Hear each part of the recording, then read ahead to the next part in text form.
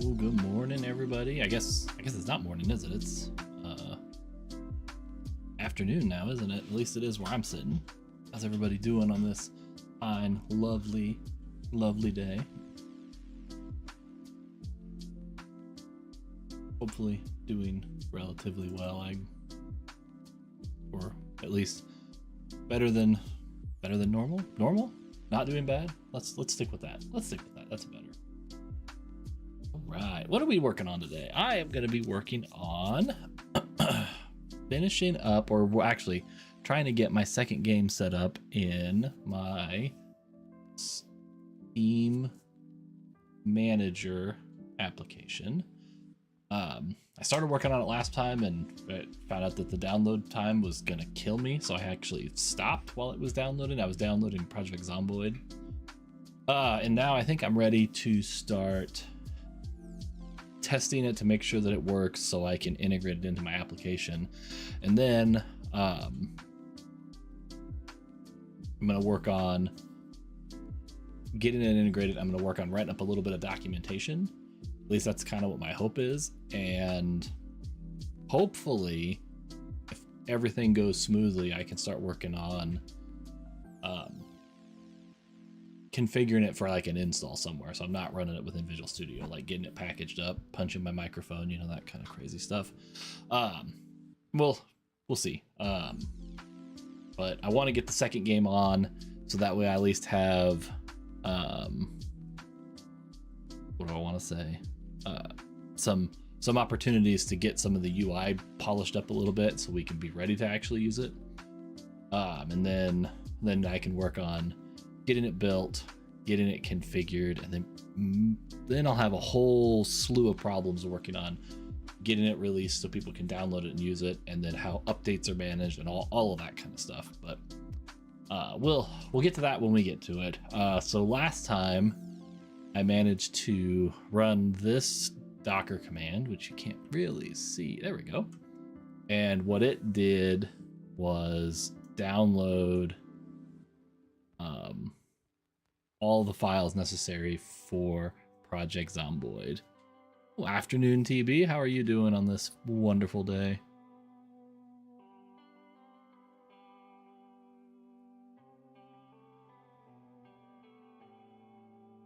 Actually think it's a little toasty in my basement. I'm not doing too bad. It's been a pretty good day. I finally got some good restful sleep last night, which apparently has been eluding me for a few days. And so, yeah, got up this morning, got a few things done. It's a beautiful, like a warm day. God, it's almost 60 degrees almost in February, which is nuts. So spent a little time outside. Been a pretty good day.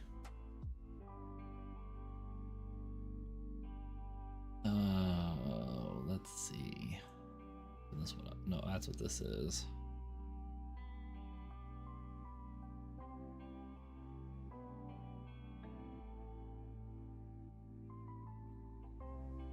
Okay, this is actually going to be really nice that it's using a JSON file. That's going to make things so much easier.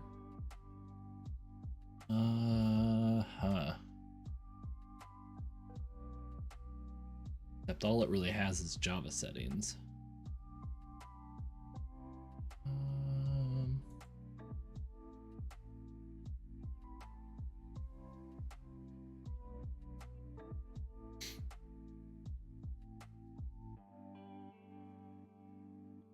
Let's just open this whole folder up. That'll make it a lot easier, I think. Yeah. Make it so it's readable. How do I zoom? I can't just make the text bigger by zooming.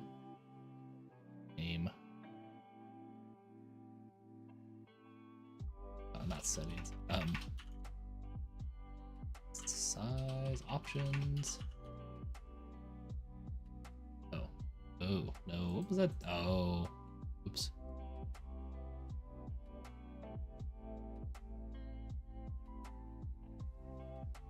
Preferences. Settings, is that the one I want? Text editor, that's it.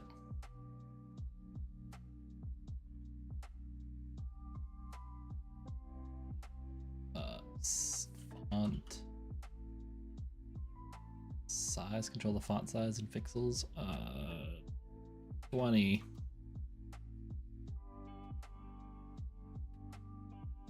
Four, 24. That looks all right.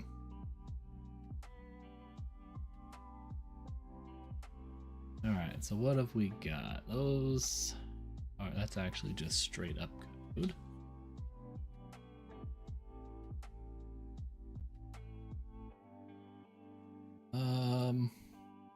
I may have to actually just start the server and see what happens. Edit memory options in Project Zomboid 64-bit JSON.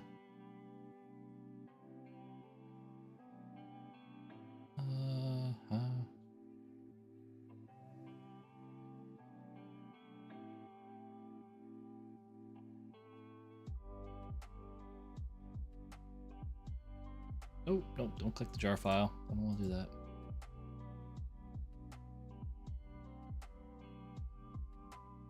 Alright, let's start the server and see what happens.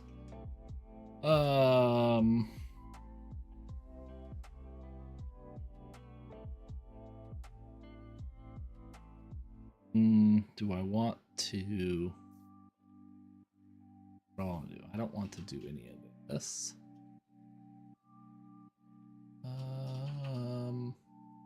Interactive, volume, latest.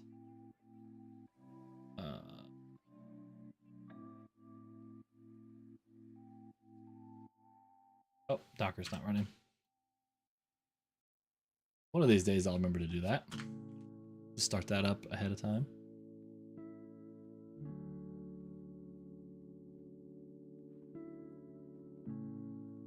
Ah! That over here. Nothing is itself running.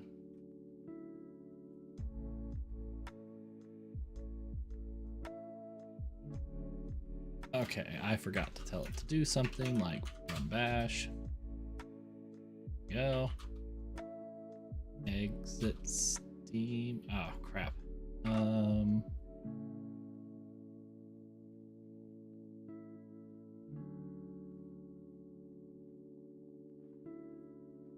Yeah, that's running the Steam CMD machine. Yeah, I can't do that.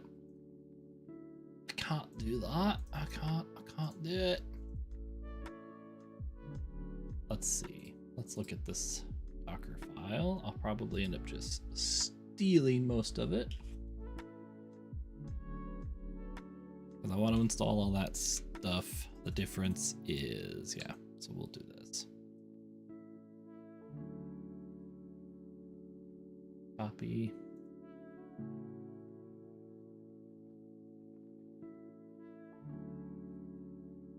I'll actually just put it here. And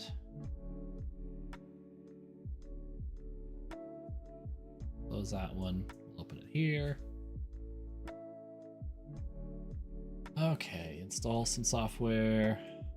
Configure a few things. I still install Steam CMD. I don't need to expose those ports. I will need to expose the right ports for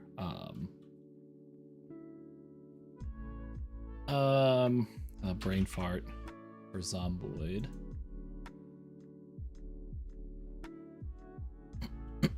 Excuse me.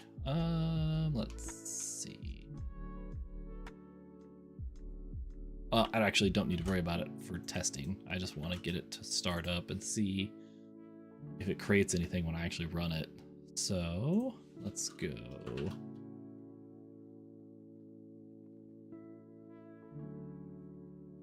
Oops. All right, now I gotta go pull up my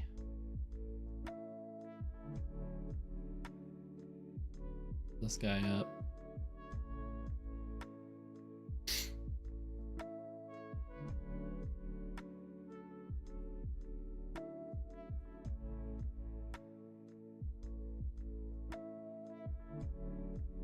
Because I just do a build and tag it. Okay, yeah, that's seems reasonable enough. Docker build -t Zomboid run server. And the Docker file is just called Docker file, so that should be right.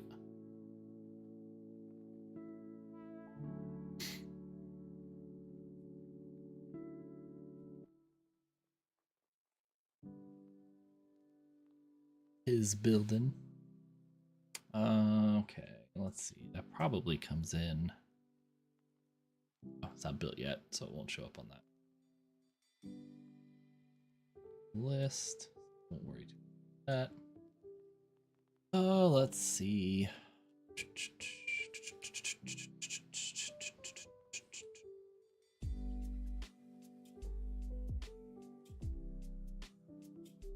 I think my internet's a little bit slower today than usual. I don't have any. My upload is pretty good, but I think my download speeds are pretty crummy today. I don't know what's going on. I was noticing that earlier. I was trying to update some or download some stuff, and I was like, it just felt like it was kind of sluggish. I'm gonna test it while this is running. Rockport. Let's go into another fiber place. Maybe the hamsters are ready for the weekend. I agree with that. I think that could very well be it. Actually, it's still really good. 389.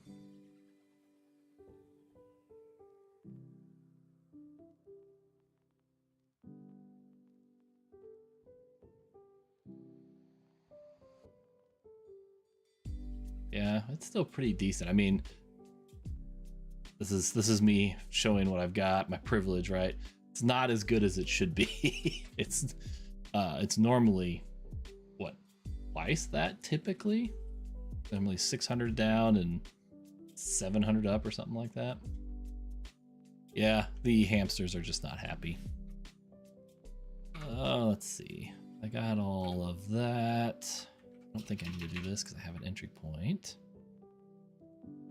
I need Docker run server.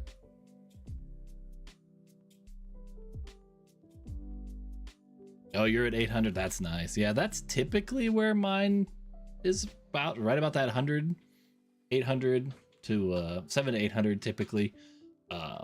You know, I'm supposed to be getting gig up, gig down on fiber, but I've noticed that, well, last week or the week before we had an outage, and since then it has been a lot slower. So I think they're still limping along just a little bit. Let's see. Docker. What? Is that what I called it?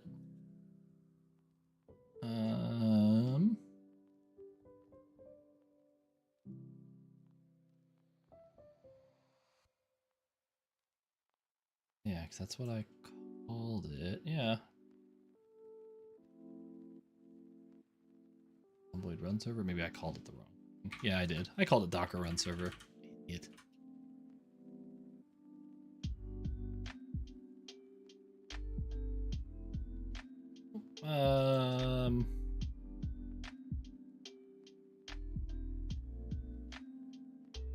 Maybe I screwed that up because it's trying to start the server. All right, well, let's just build another one then. Hopefully this one will be a lot faster.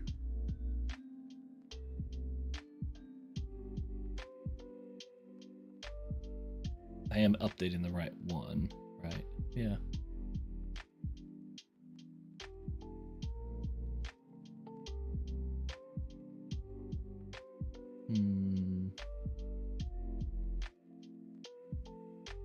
Cut it out. Maybe it doesn't like that comment.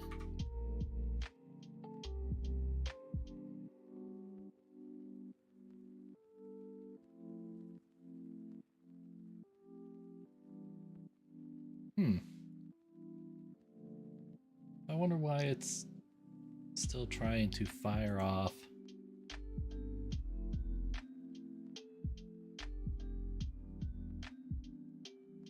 Use me.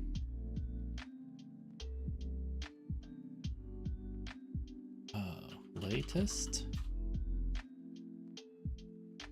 start server.sh. That's what that was doing.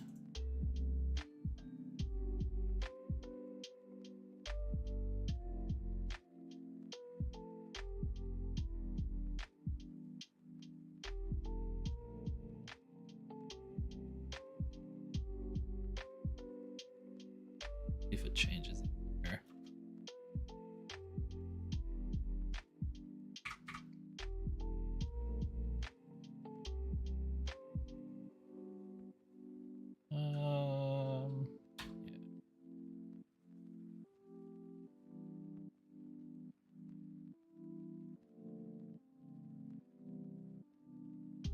Build-t.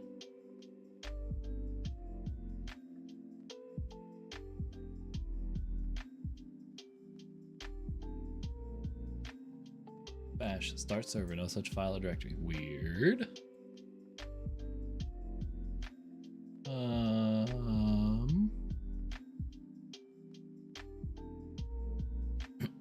Excuse me, entry point. Yep.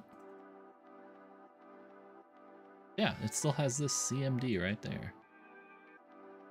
Our entry point is bash. It doesn't have, well, it could be, let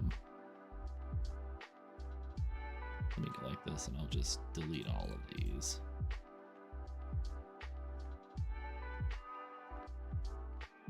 I'm gonna delete them and rebuild it. Maybe there's a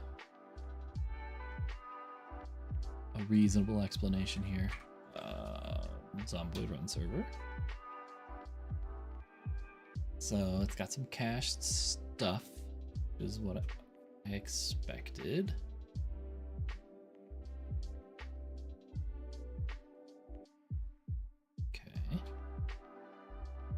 Okay. Same error.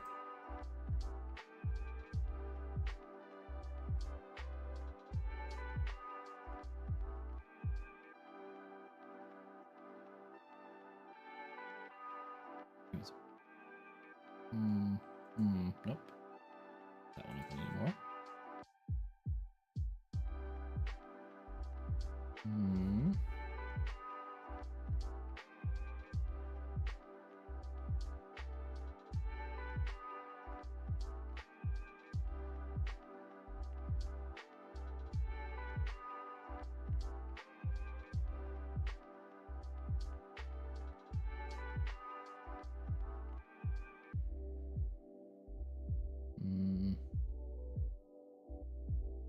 Even funnier because that's the same file name, so it looks like it probably should have still done it anyway.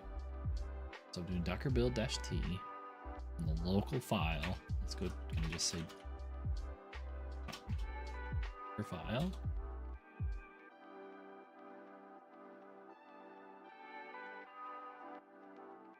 I'm able to prepare context.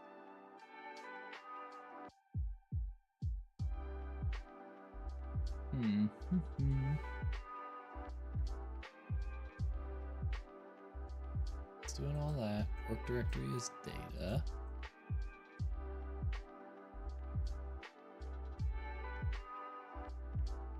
Docker run interactive. Seeing that volume. Cannot execute binary file.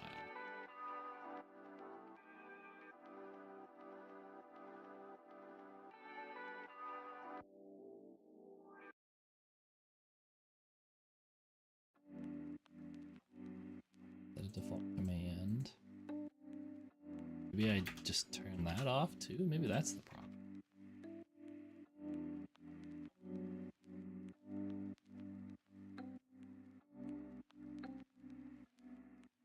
Wow, this is makes me feel stupid. I feel like this should be an easy fix. Verify the latest version.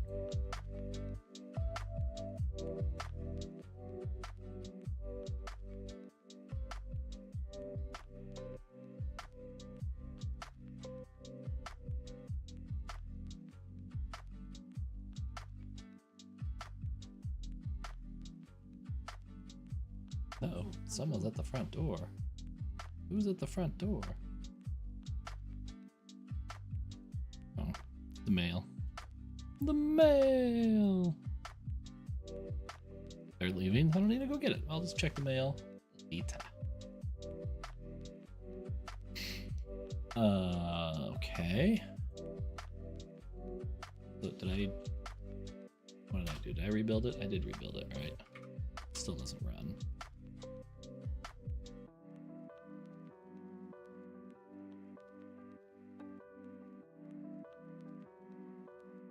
I build -T. That's the right command.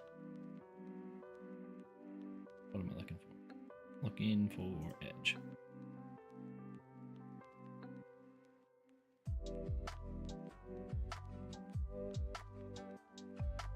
Build.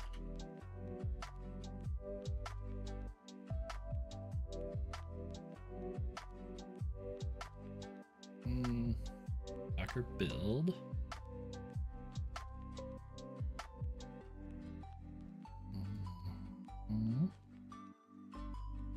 Tarball text files. Docker. Instead of specifying a context, you can pass a single Docker file in the URL or pipe.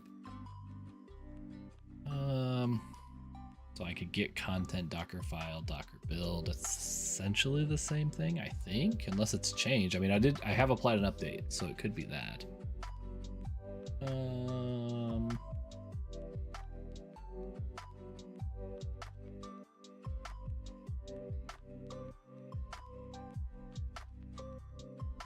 So with PowerShell on Windows.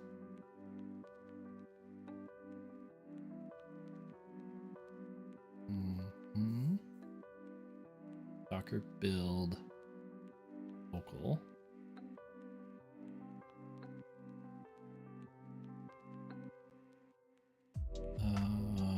Build with tag an image, which is what I'm doing. Yeah, that's exactly what I'm doing. Let me do it as a command prompt window, see if that makes a difference.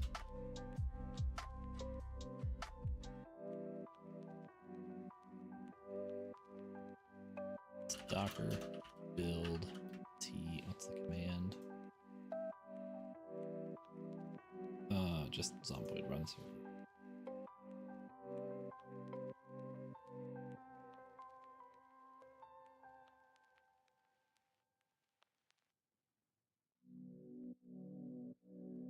Yeah, still the same.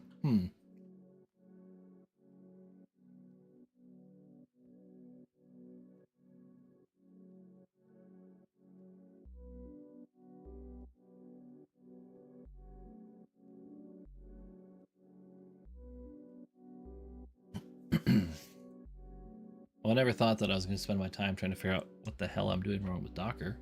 That's fun. Let's see. Where's that? It's bright and white.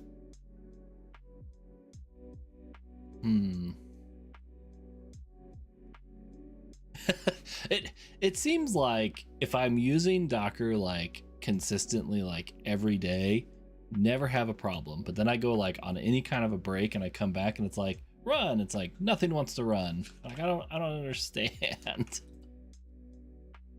All right, well.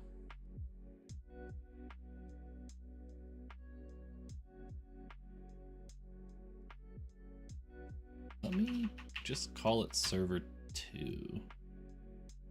I gotta build it first, dummy.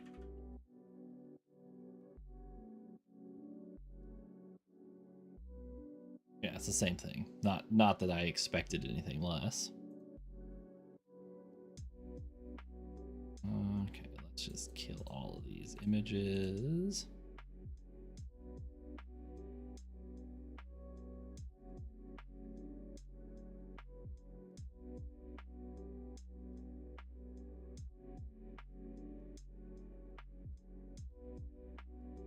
And we will, okay, so that's the run.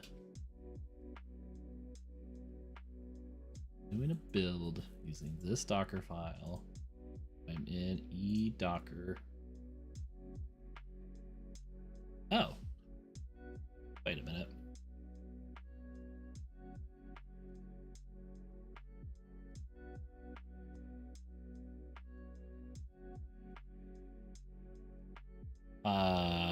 Yeah. I'm in the wrong folder. I'm in the wrong root folder. I'm dumb. Hey. Hey, look at this. Hey.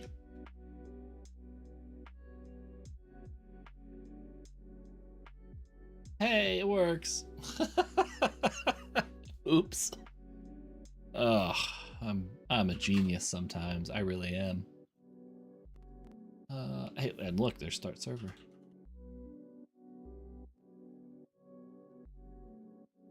Hang on before I do that. Yeah, first time. Yeah, first try. Start server.sh. Let's see if it starts. That doesn't look very good. Cannot be. Oh, it actually is doing something, so I think it's probably fine.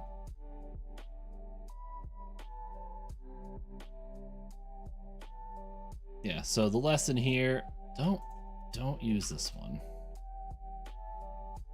Don't use.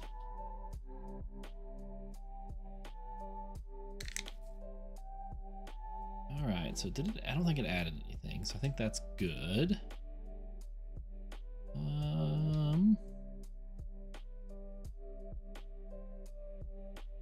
Let's read this. So I got an error that says LD reload cannot be preloaded, cannot open shared objects file. Okay, not a big deal. Executing. This is okay for a server, but multi-core rendering won't work on a client without it. Creating Docker files is the hardest thing about Docker. I'm good with Compose at this point, but creating the images, yeah, it's a hard concept to get right, and I struggled with it for a long time, just trying to get my head wrapped around what's happening. And even now, like, I've done it, you know, I want to say hundreds of times, but mostly successfully dozens of times. But it is confusing at the best of times. Like I have a friend who's like what's the a Kubernetes administrator, and he's always messing with, what do they call them, pods? Is that the right term? Same thing, the same idea, right? And he's doing all these like really fancy things, and I'm like, I don't understand it. I think it's just magic. And he's like, yeah, to be fair, it does feel like magic. He's like, I just know what to do to get my day-to-day to work. But yeah, you're right. Yeah, it is pods. Yeah, it's magic as far as I'm concerned. Let's see. So it is initializing it. There are a few things that I might want to address some of these errors. Like this multi-core rendering. I don't know if that's a big deal. We'll see. So what are the ports that Zomboid uses?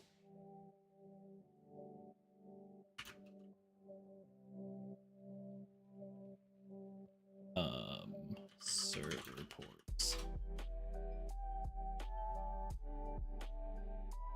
16261 and 16262. All right, so let's cancel that and let's exit. And then I need to change. I lost the number of my brain already. That one. 62. Now let's build it again. Let's see. Can't just run it. I also need to expose those ports. So it's gonna be just like this.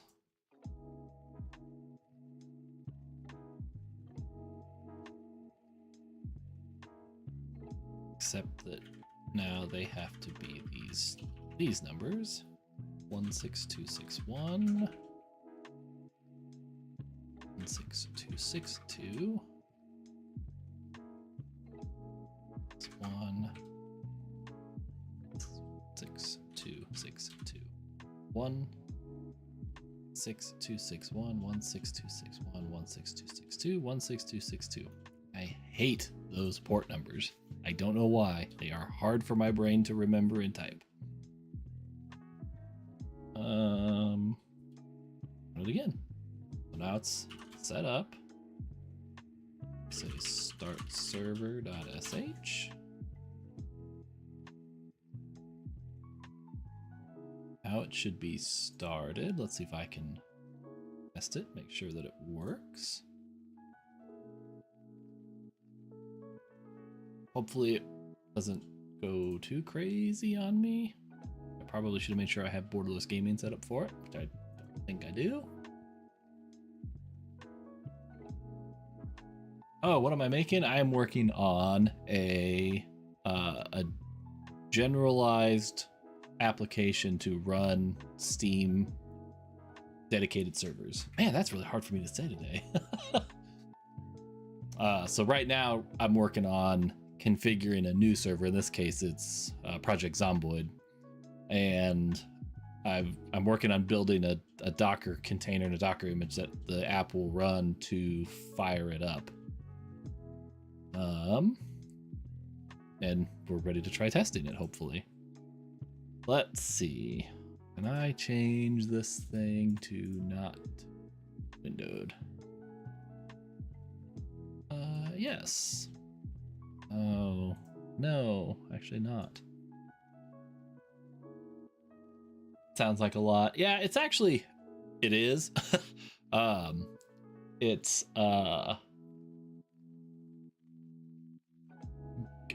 going to be a fair amount of work, but I've already been able to successfully do it with a Valheim server. So I'm hopeful. This is my second one, so I'm hoping this one goes a lot smoother. But we'll see how it goes. Thanks a lot for that follow. I appreciate that. But yeah, hopefully it's not too bad. Let's see. Can I make this? I don't need to make it a very big window right now. There we go. Yay!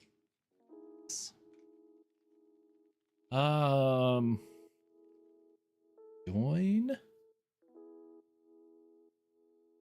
Project Zomboid. Oh, it's Project Zomboid. It is a fantastically difficult zombie apocalypse survival game.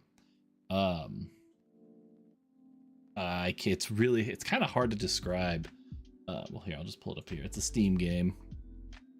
The idea is you start off when the zombie apocalypse comes out and you're trying to survive.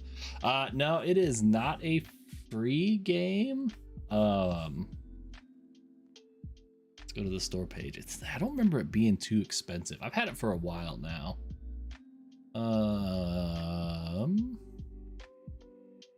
It's $19.99. And yeah, it's a fun game. It's one of those like kind of survival horror games where the game does not care about your feelings at all. It's even fantastic as the game starts up. It tells you this is how you die because you're always going to die. So it's a pretty fantastic game. 127001.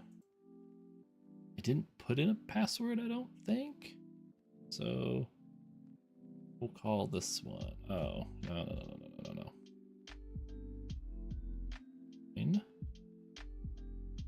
That one is not there. I'll just remove it. Call this test server.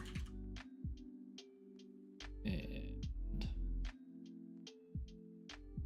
username. Account username.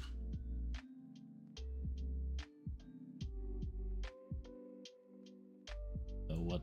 Please enter password for your account. I don't remember how this all works. Oh, that server's not responding. So I clicked anyway. Yeah, I'm sure. Oh. Command line password is enter. Oh, it's doing some things here. user admin not found. Creating it. Command line admin password. Enter a new administrator password. Password.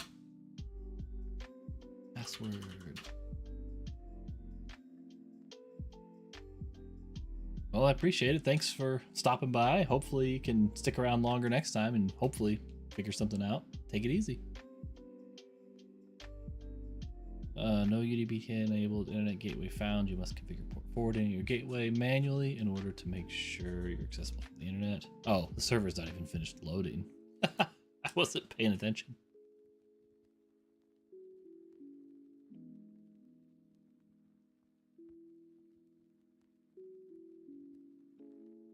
Okay, so now it's doing stuff. The apocalypse.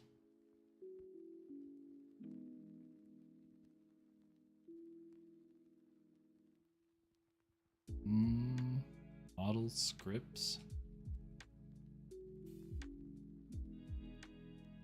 Echo just told me a package has arrived.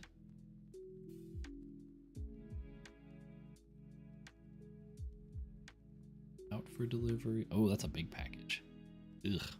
Hopefully that's not the one that just got delivered because I don't want to try to move it by myself. Okay, so where do I put the password at? Is that in here? No, it doesn't look like it is. Huh. I wonder if it's creating the files that I need. It probably is. Right?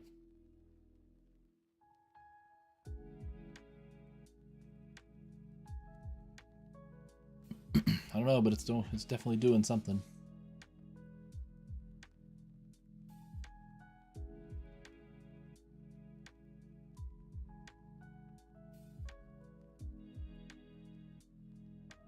Try to access the Steam interface. Succeeded.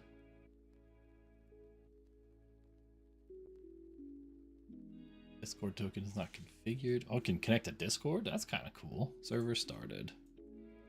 Ooh, there it is. Whitelist is off.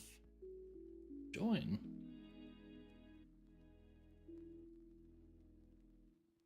There we go. Oh, yeah. All right. All right.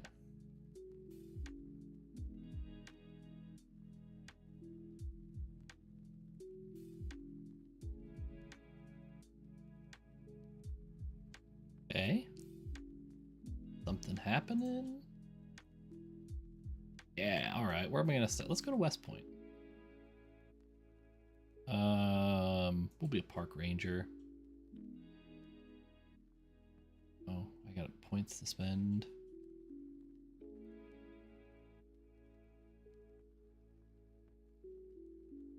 I'm an all thumbs and clumsy person.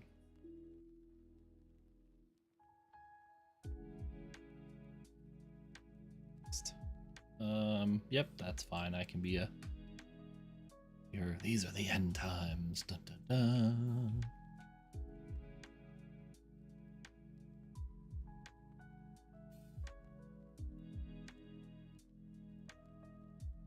Do do do do. Do do do. This is how you died.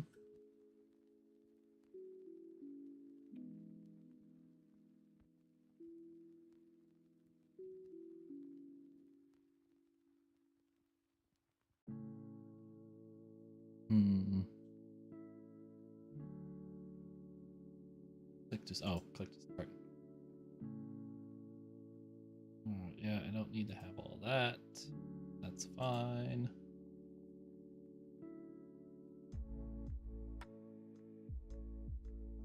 All right, so it looks like it's working all right. Glue, book.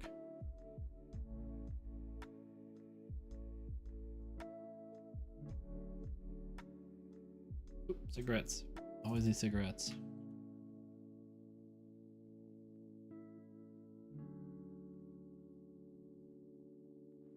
Ice cream. All right. Oops.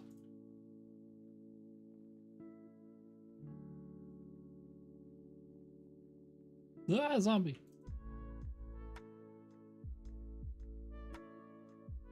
Nick.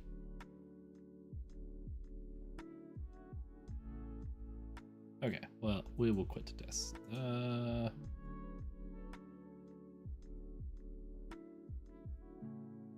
All right. so now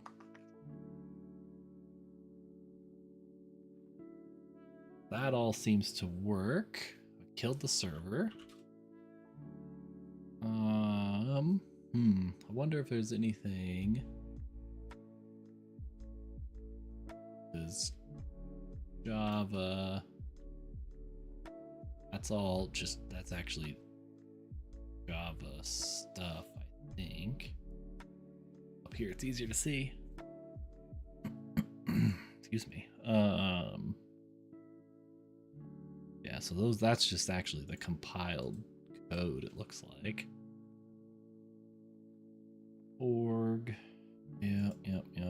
I don't see anything like config files, because I know you can put like a password on it and stuff like that. But it's not there. Function, yeah, it's all LUA, just serialized stuff. All right, let's just Google it. Okay, Project Zomboid server. We'll just say setup.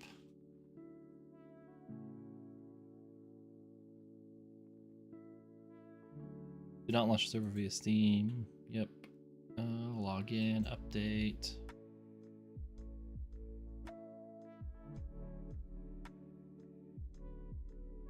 Okay. Create the configuration files. Update zomboid.txt. That will manage Steam CMD. Oh, no, that's just for updating the game. That installs that. Forwarding. Multiple servers. Running the server. There we go. Alright, run the batch files. Yep. Default some memory.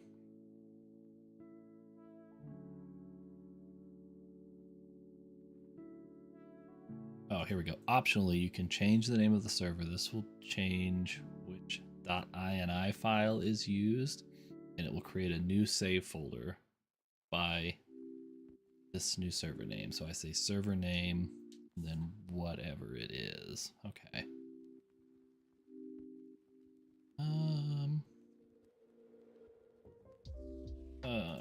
Zomboid devs explicitly discourage this method. The safeties currently in place should ensure a proper saving sequence.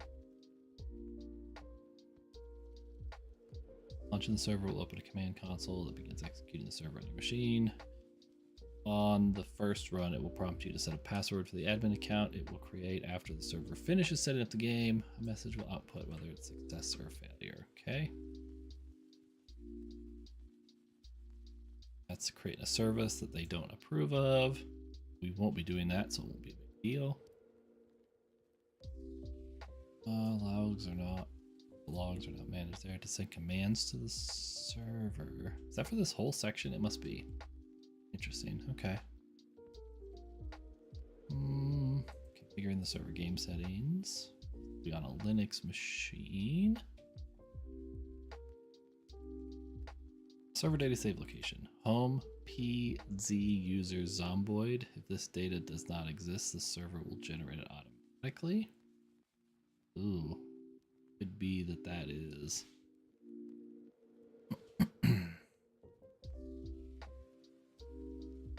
Let's go. Home. And it's not there. So.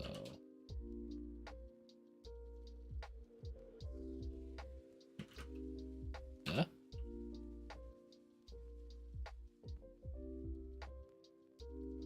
Maps. Nope, there's nothing there.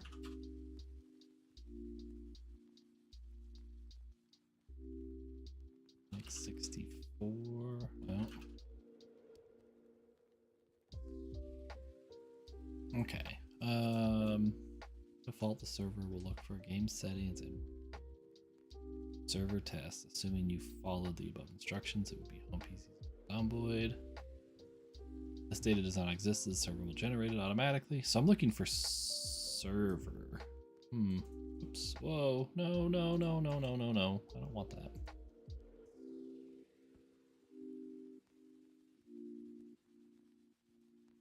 It's media. Bob sprint.txt. What? Hmm.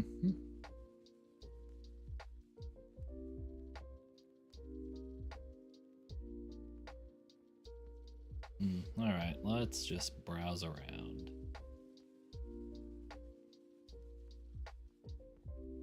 There is supposed to be a something.ini and sandbox vars.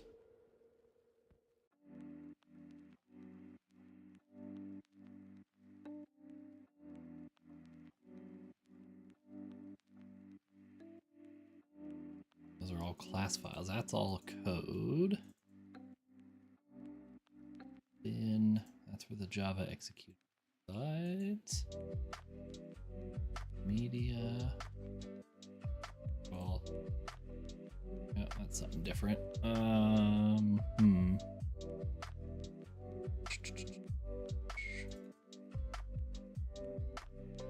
Temp, nothing in downloading.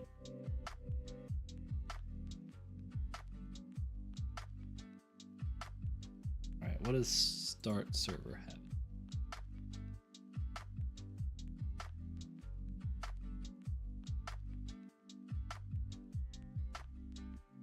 Looking, install directory is equal to ir name $0.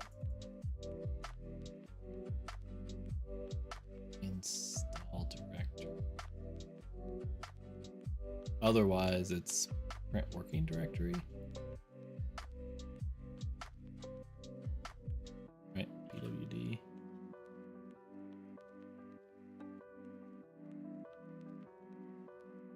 So I'm gonna try something.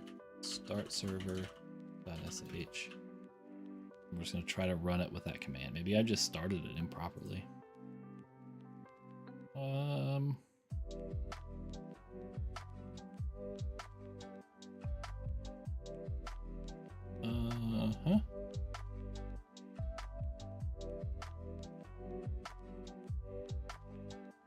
Dash server name.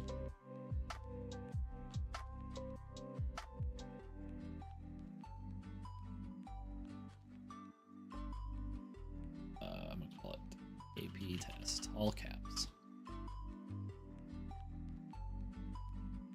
Yeah, so looking for that directory now.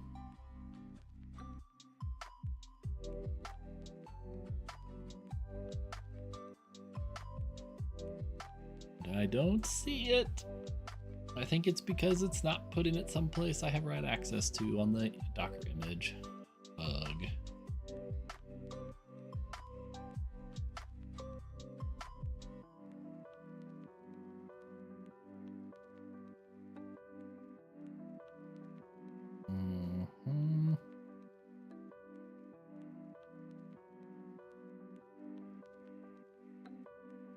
Alright, so let's go back here where it says create an account.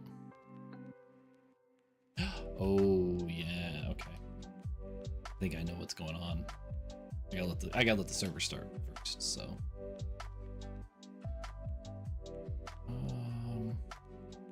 Where's all this at? First start tmux. Using tmux will prevent your server from shutting down if you accidentally close the terminal window or your SSH connection gets disconnected. Yeah, that's fine.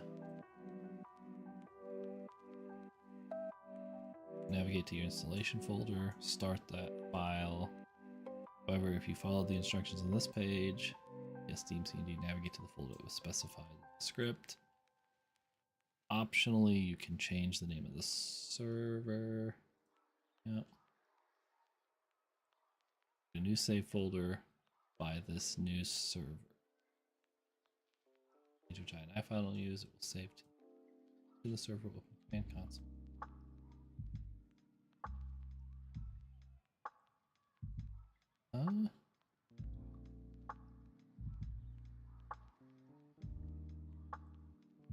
Reading server.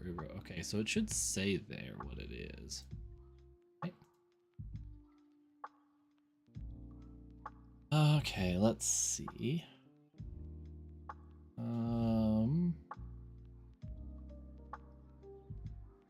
Yeah, because it's going to root Zomboid. Okay, so I need to figure out how to change that directory. I think that's the problem. Because root Zomboid is not persistent on this image. So once it stops, it'll go away. So let's see.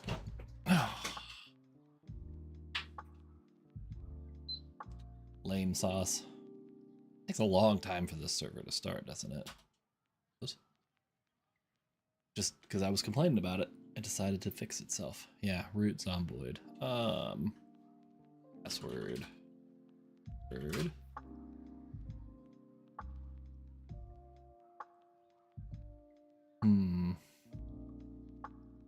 This might not have been a good choice to start with because of that. Because of where it's created the files, and because when you started, it asked you to interactively put in the password. Hopefully, that doesn't happen once I figure out how to configure the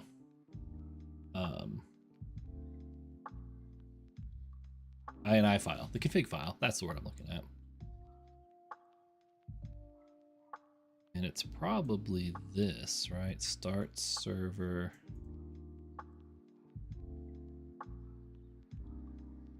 Oh,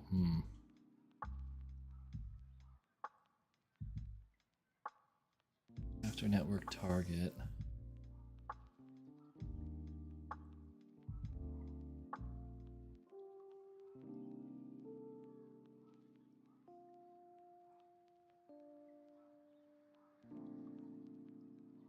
Okay, change server. Let's go to a new window here while it's doing something. Project Zomboid server change save location. Ooh, I'm getting hungry. I just realized I didn't eat lunch. I do that a lot on Fridays. What day is today? Today's Friday. Yeah, I do that a lot on Fridays apparently.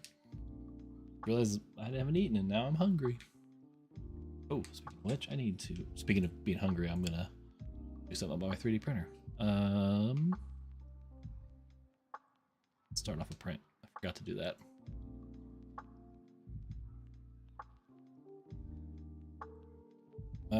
Check out startup parameters.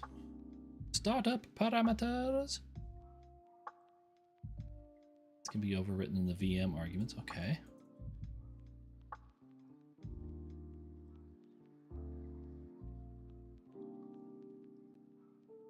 Cache directory sets the path for the game data. Ah. Losing a contact. We're okay. We're okay. We got this. Okay, so let's look at that. It looks like it is in that JSON file, which is good, I think.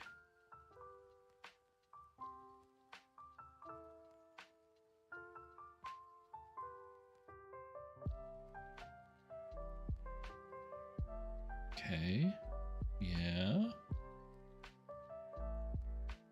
I think that's what I want to modify. Let's go find that page.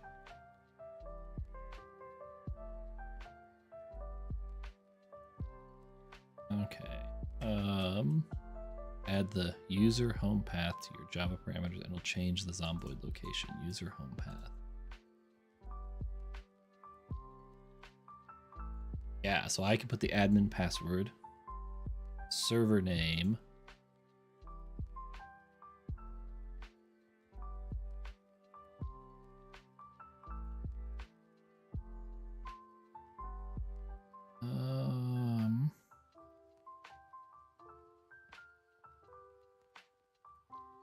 okay, so add any appropriate JVM arguments after the XMX line in the back contents. Admin password. Duser user.home. This page has been revised for the currency. Okay, yeah.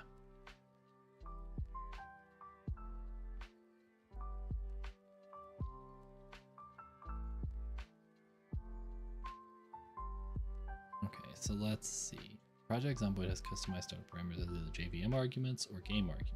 Used to override the VM arguments. JVM arguments must end with a dash dash even if there are no game arguments. Navigate to the folder, add the appropriate JVM arguments into the target line. Team application, parameters.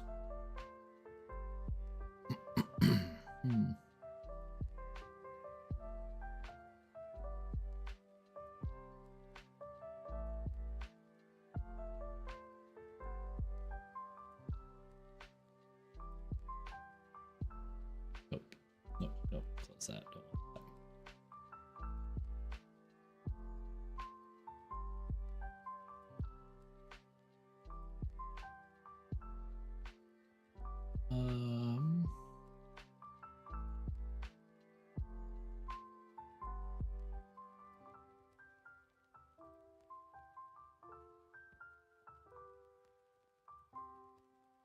Okay, so the server is running. Server started. Well, now I'm going to stop the server.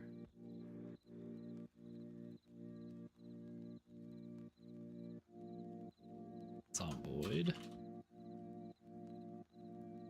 CD saves.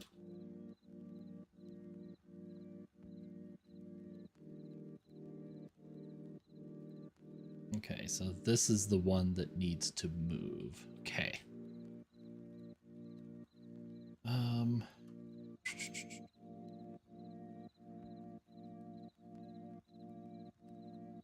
Starting up.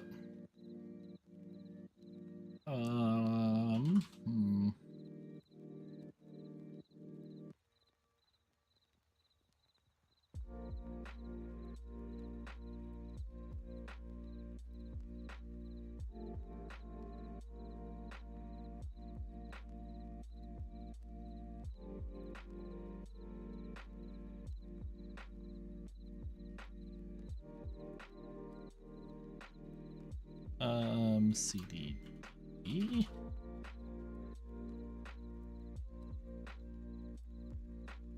Server. Oh, that's just what I had. Server. Oh, there we go. There's the ini file. Okay.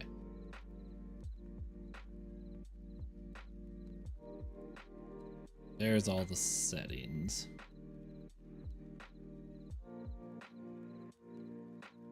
Okay. There's a lot of settings on this particular game. Oof.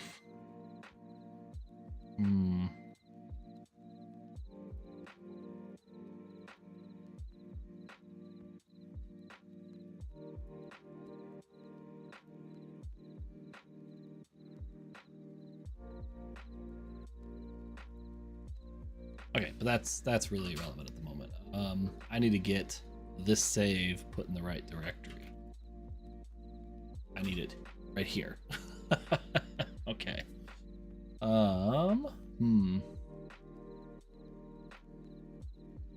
What would be the right way to do this? Let's go back to this.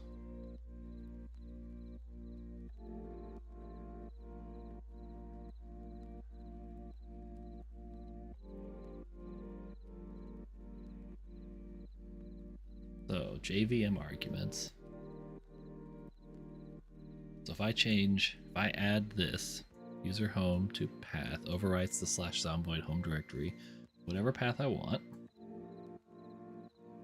We're going to try it. That should be right here. We'll add a new item. Let's say D user.home. Home. We're going to say data Zomboid.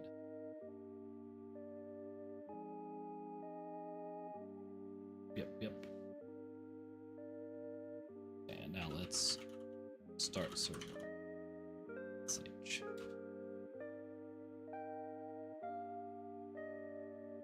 If that works. While that's loading, I need to go take a quick bio break. So I will let that load and I will be right back.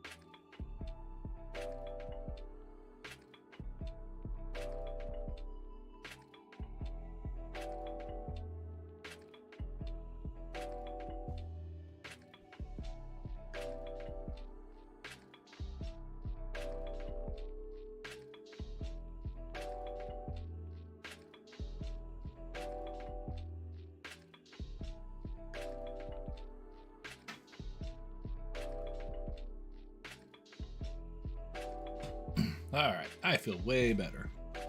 And I got a piece of pizza on my way back, too. So now my stomach should stop growling. In such a way, at least, that it might be heard on my microphone. It'd be ridiculous. Oh, crap.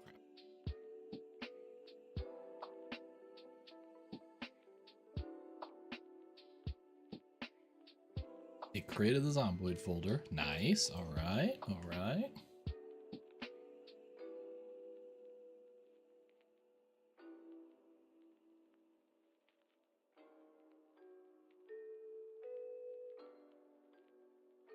Okay, I'm gonna open this up here.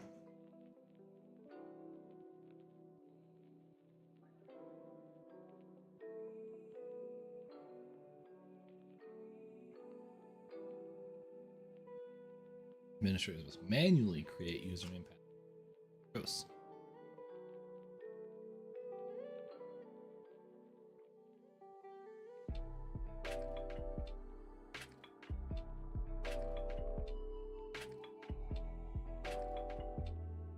Okay, so let's look for password.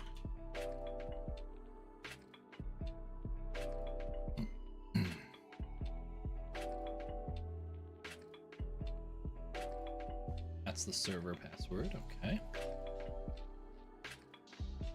I wonder where the admin password is stored.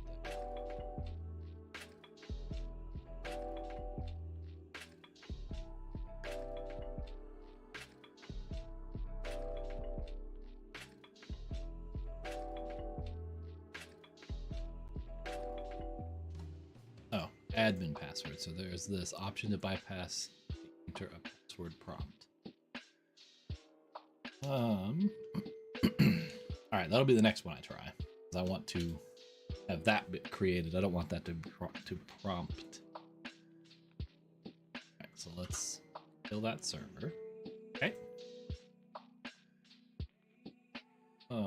Yes, let's reload that. I'm gonna say here.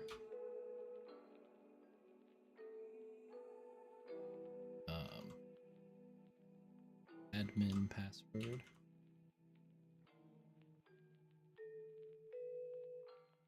Password.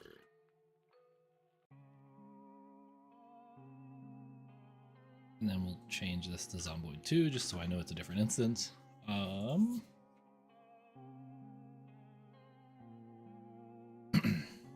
No errors, please. Okay, Zomboid 2. All right, all right.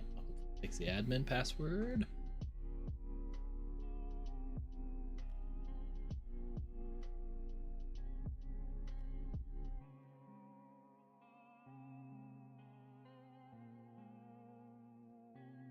Think I'm starting to think that I'm gonna have to maybe build this app so that when I load a new game, it's a separate, like a separate DLL maybe. I don't know. It may not be that bad. I may have to just do some better design practices, I guess, design principles. Make them work a little bit more consistent, maybe.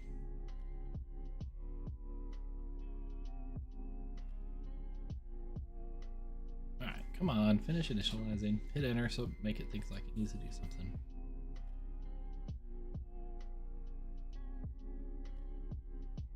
That might be eating up. I might be eating up a lot of memory and may not be able to manage it. Oh, I got plenty of memory. Never mind. Excuse me.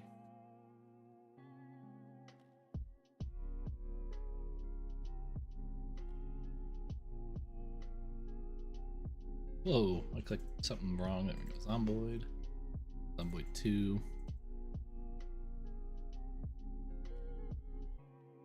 Still trying to generate some of these files.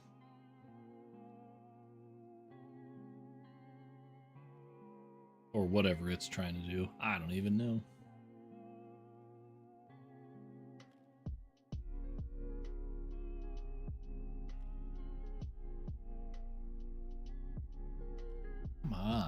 this is a little tedious. I was kind of used to that Valheim server. I mean, it did some stuff, but at least it was snappy.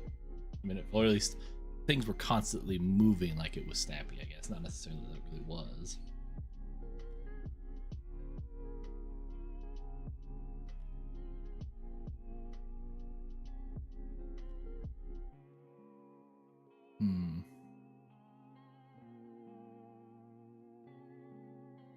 Still just loading away. I wonder how mods work. Excuse me. Because I know saves.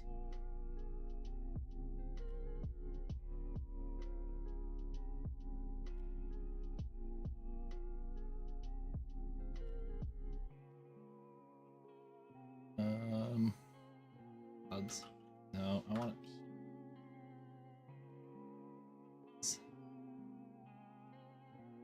Enter the mod loading ID here. It can be found in Steam. See if that's with mod ID, mods, mod name, info. Enter the folder name of mods found. Oh, okay. So I can just pass it as a common list of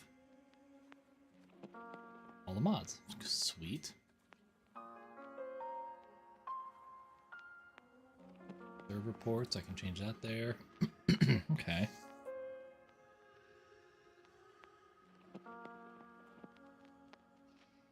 Limits in milliseconds before players kick the server.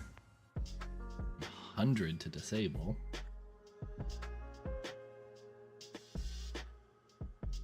After X hours, all containers in the world will respawn loot.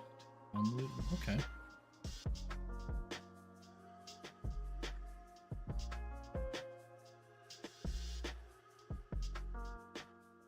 Oh, a little bit loud, isn't it?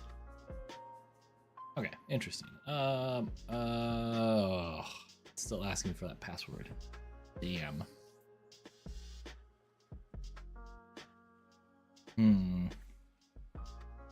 Alright, let's cancel it. I don't want to do that. Let's do password.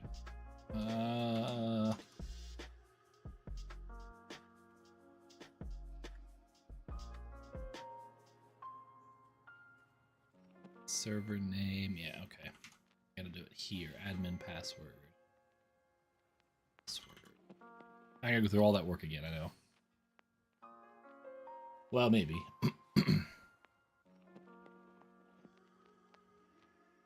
Oh, I didn't actually take out that argument. Oops. If it works, I can take it out and we can test it again, I guess.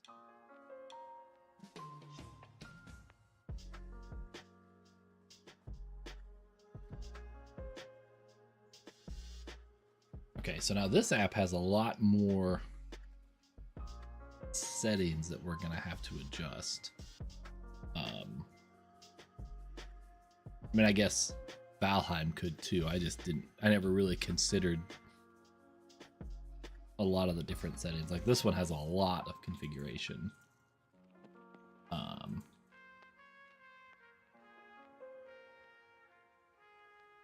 So there's gonna have to be a whole bunch of properties set in a class probably. Archon password enables global text chat integration with a Discord channel. That's actually pretty cool.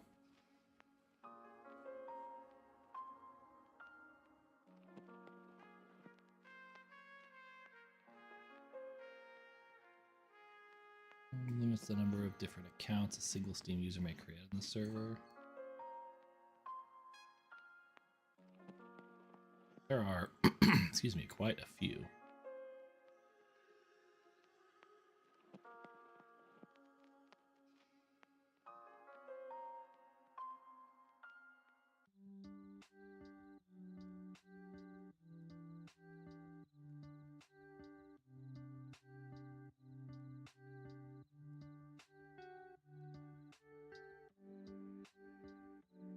A lot of anti-cheat stuff at the end.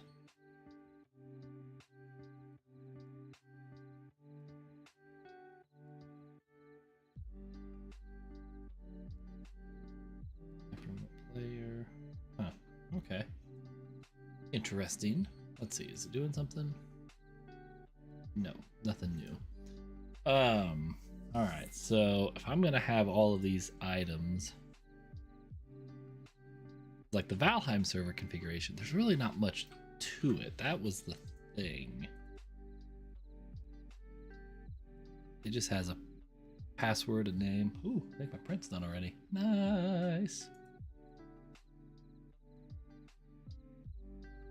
Yep, finished. Sweet.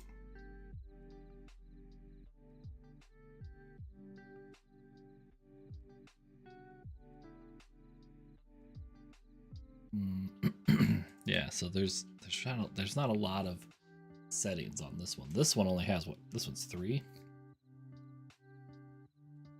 So I think I'm gonna have to do a little bit of some structuring, maybe.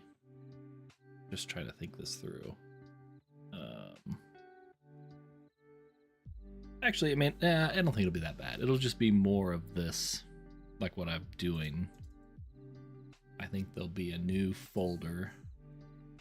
This probably is the best way to organize it. Zomboid project Zomboid. And then I'll have a configuration class, which will be all of these settings. Right here. And the server password, that'll be one also. And oops, saves.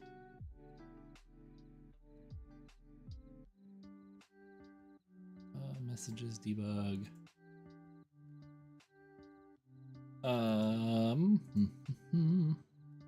Really, it's gonna just be server test.ini. It's just gonna be these. I'm gonna have to figure out what some of these all mean, like chat streams. Like this feels like it should be very obvious to just make that a drop-down list. So I'll need to figure some of those out. Let's see. I'm gonna grab my thing off the printer real quick.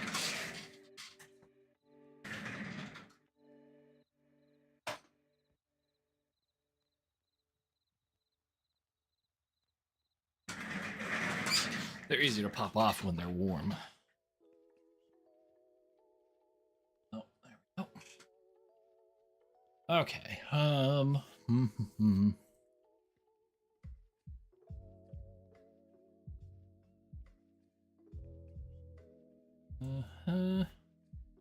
So now, yeah, okay. Yeah, there's just so many. The nice thing is they have comments for each one, which will be useful because then I can put that in the code as well. Let's see. Ooh, it worked. All right, so that setting worked. Put in the password file as a startup argument. Okay. Okay, we're gonna create a new class. Add a class. Project Zomboid.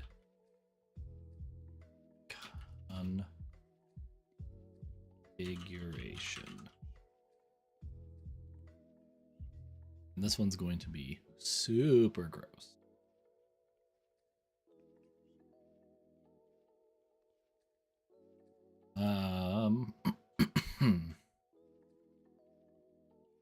Well, we're gonna grunt it, I think, to start with at least.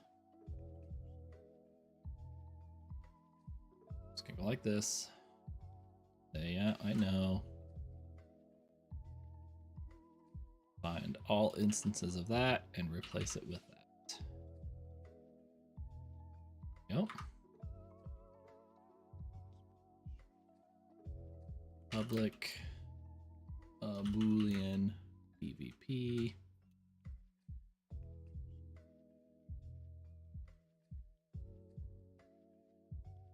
Oh, that was correct. Oh.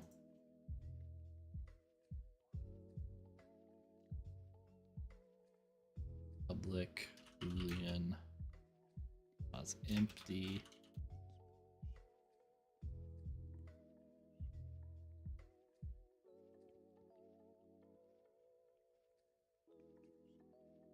Global chat.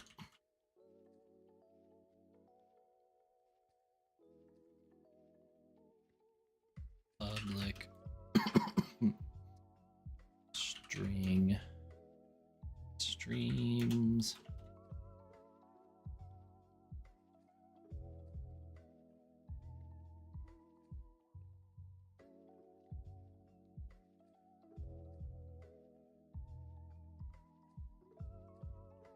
Oh, don't do that.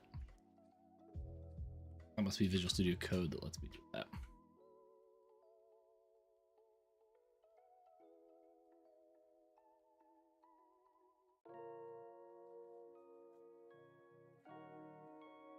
Oops. There we go.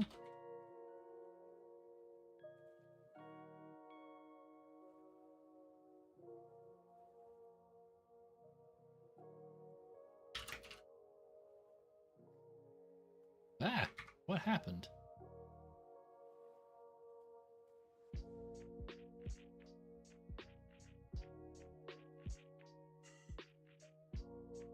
First welcome message visible in chat panel, public string.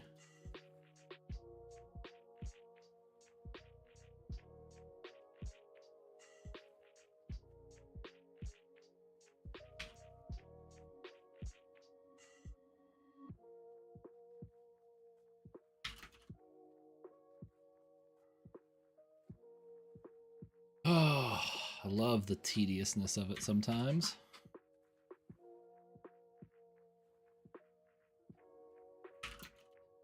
So this is the kind of thing that I like to listen to an audiobook while I'm chugging through some of the grossness.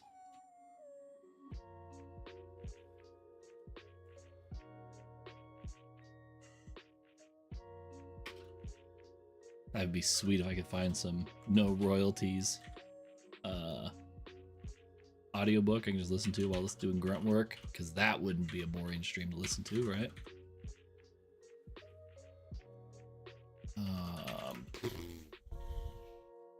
Just make that a string.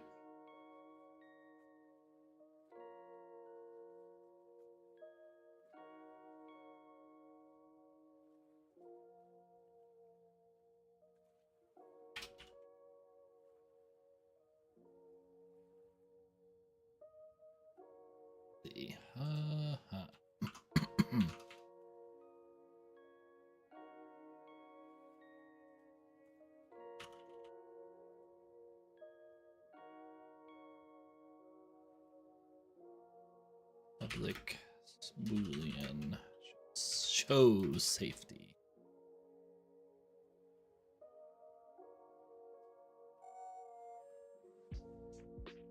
Time it takes for a player to enter and leave PvP. Doesn't actually say what the units are. Int.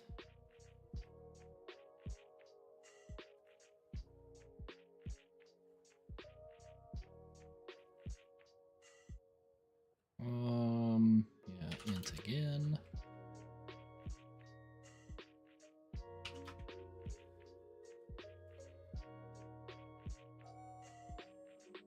Item types new players spawn with. Separate multiple items with commas.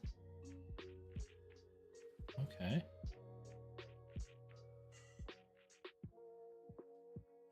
Oh, text from the wife.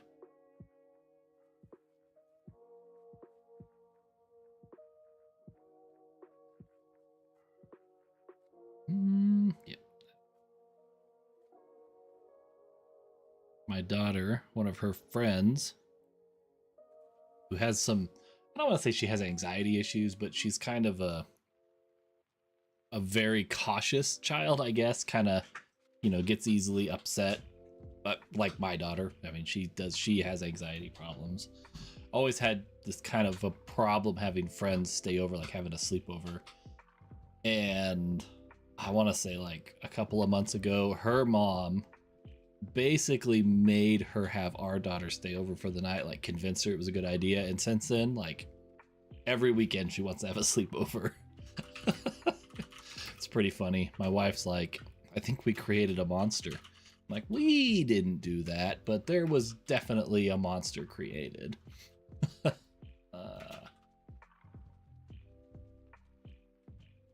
Needs to be an array.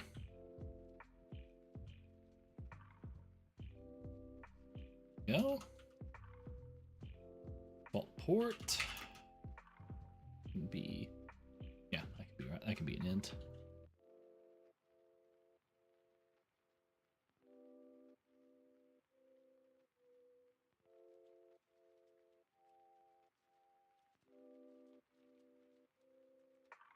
Oh.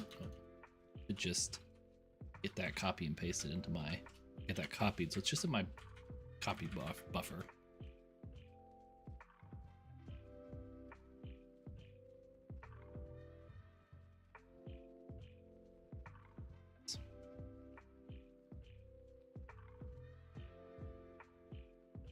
Public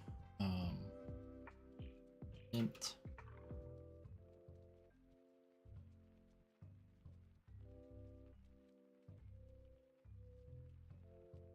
string, oops, string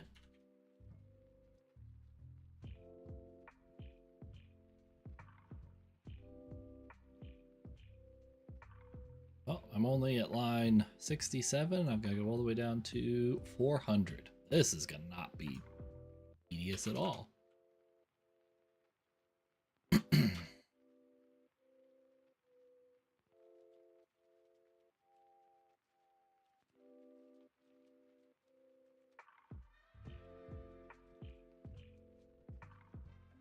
Boolean.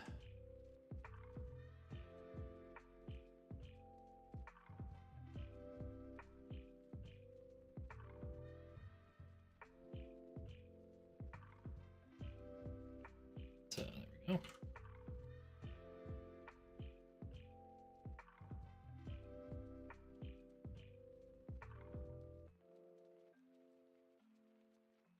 Oh, crap. I gotta do this part again. Must have hit, somehow I hit Control D. Must I believe. String.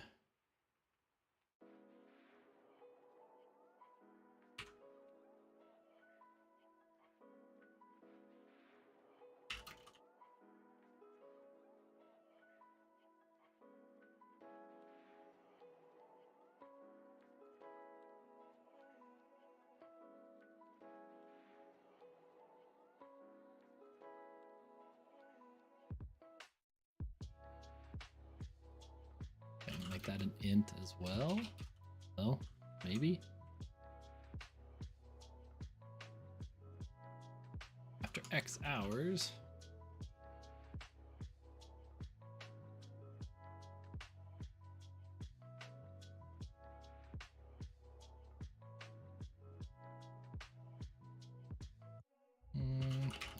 Int. I did it again, man. D and S are too close to each other. All right.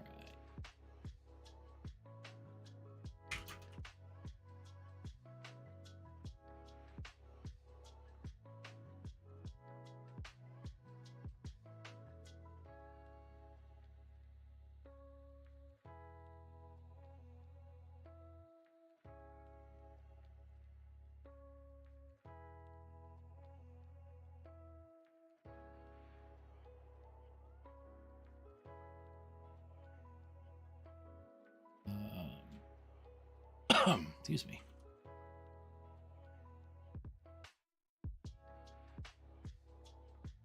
Public double.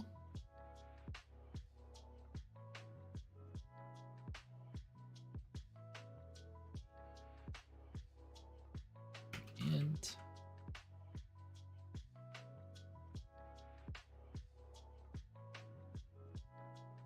Sound. There we go.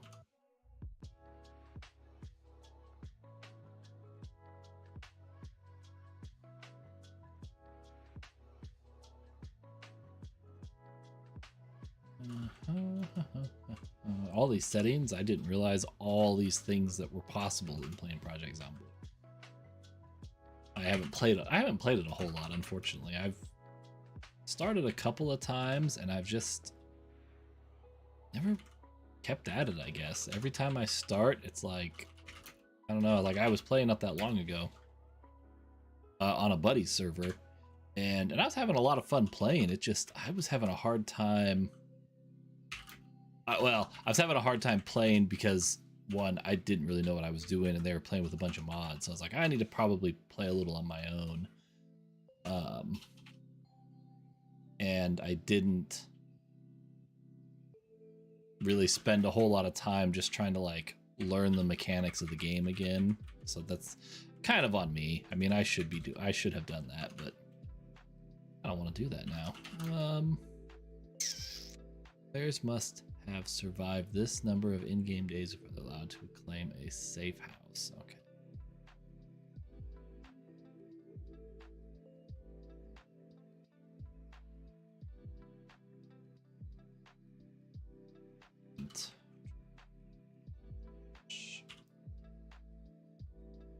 Whether players can claim non-residential buildings.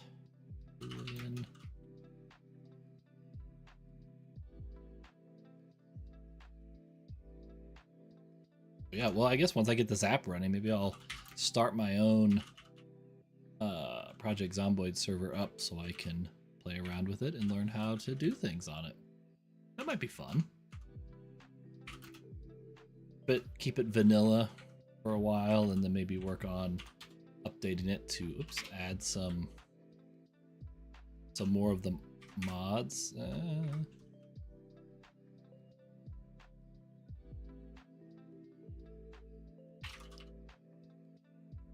Well, that's kind of the point of this server, is it allows me to do things like that very quickly, because I can just click a button and basically spin up a new server.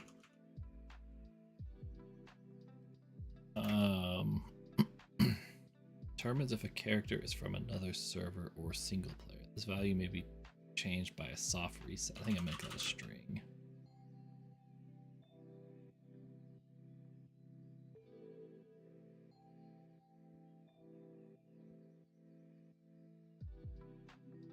Oh, remote console. Haha. That's what Archon is. It's like, I feel like I should know what that is. Damn it. Now I do.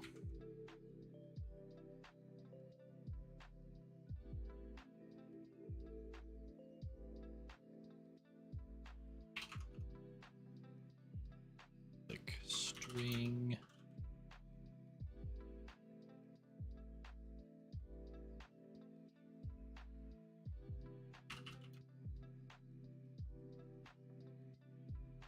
Good golly. Oh, my fingers must be tired.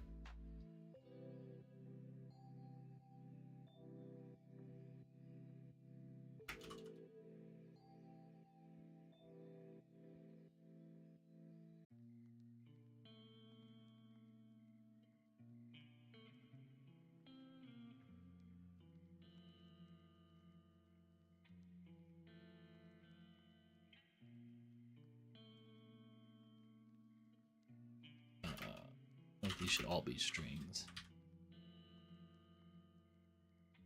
Oh, I need to ask my wife something. I just realized. Thinking about this conversation this message she sent me.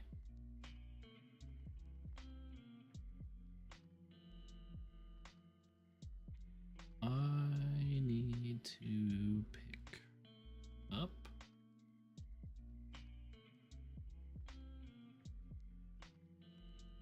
You when you go to the beach.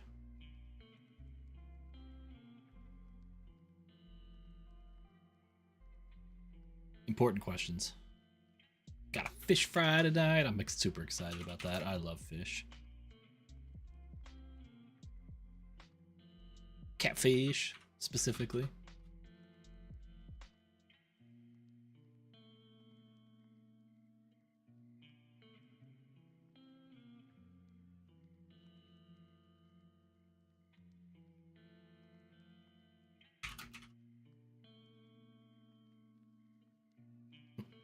Fish and chips. Oh, yeah. That's a good one. I love fish and chips as well. Yeah, I like cod. Cod is one of those kind of like... it's kind of like... It's one of my like go-to fish when I want fish because it's it's good. It's not hard to find.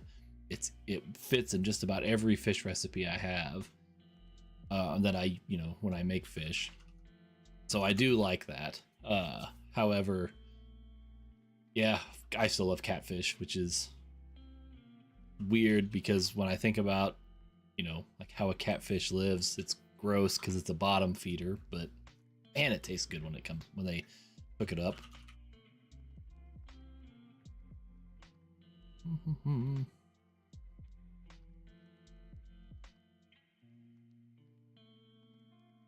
Let's see. Nope.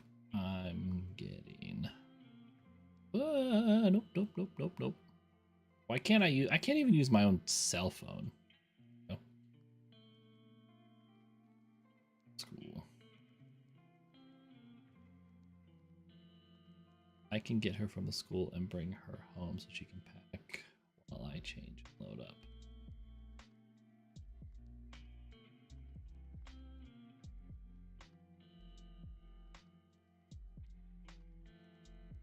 Yeah, I love a good thing of fish and chips. There's this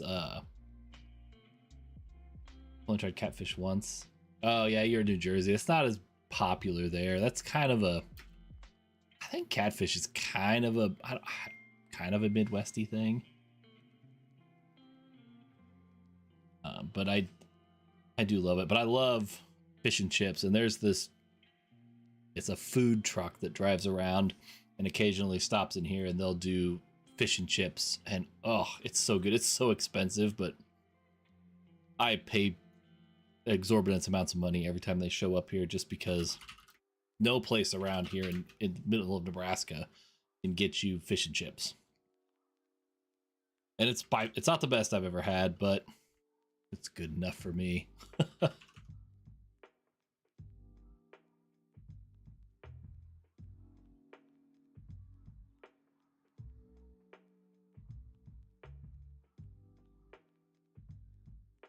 Just gonna do that.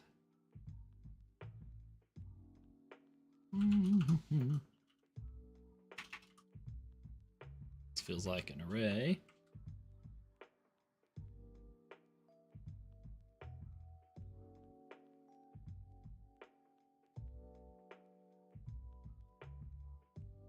Now I'm thinking about all this catfish and fish and chips. Oof, I'm really hungry now.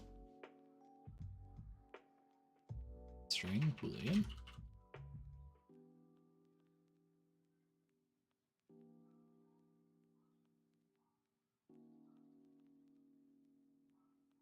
Do.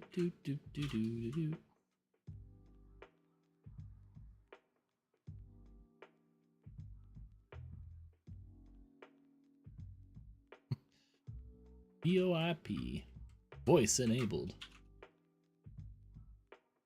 I was just thinking that when I was playing Zomboid before, I kept when I was playing it on my buddy's server, we were messing around doing some kind of like loot run, and I kept hitting, I want to say it's the Q button that makes your character yell in the game, and all I would do is be running around pressing Q, and it's attracting all these zombies while he's trying to drive. And he'd get pissed at me because I just kept screaming, just like, hey! Hey! I don't know why I thought about that when I saw the voice, but I don't know what. Oh, crap. Insert mode turned on.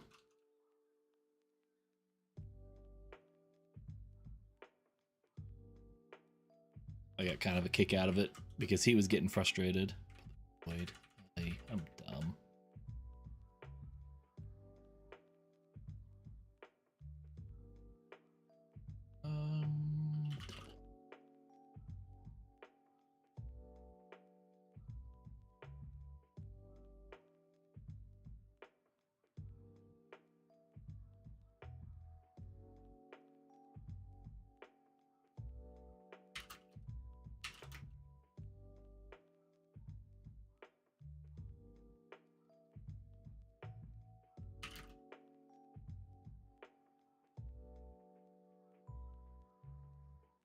Go.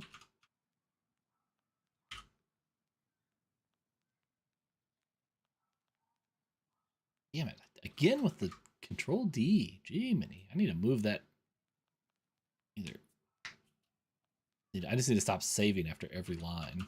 That would stop this from being a thing.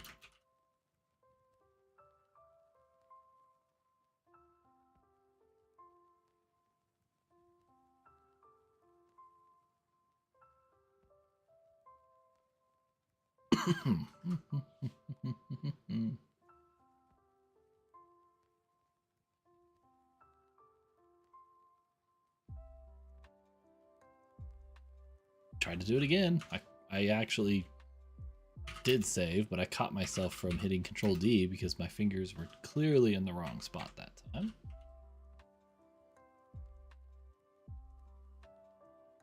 Int.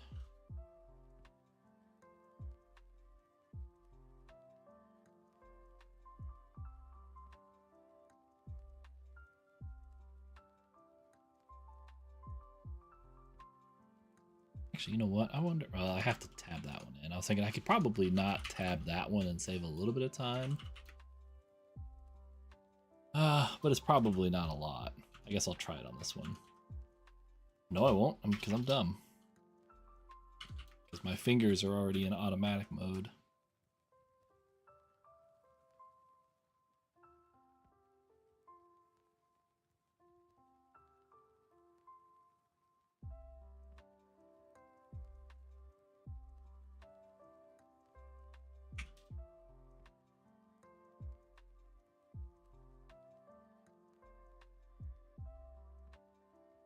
I do like it when it's the Boolean ones, because that's starting to get pretty automatic.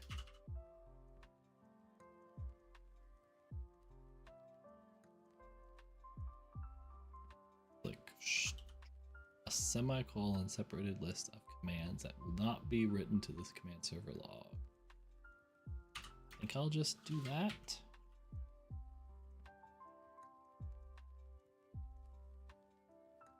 Maybe? I don't know.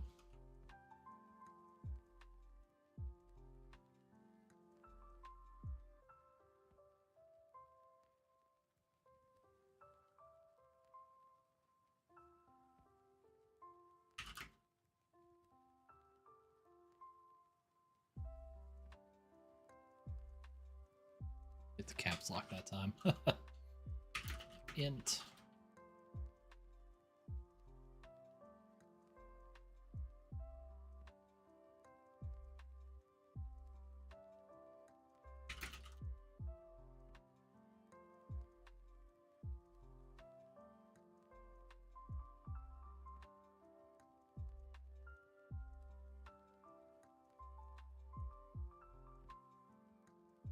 Bandkick global sound.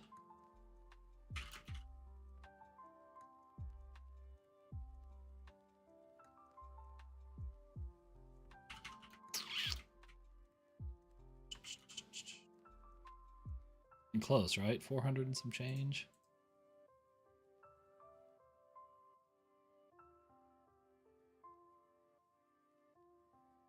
We're getting there. Feels like a small eternity, but we're getting there.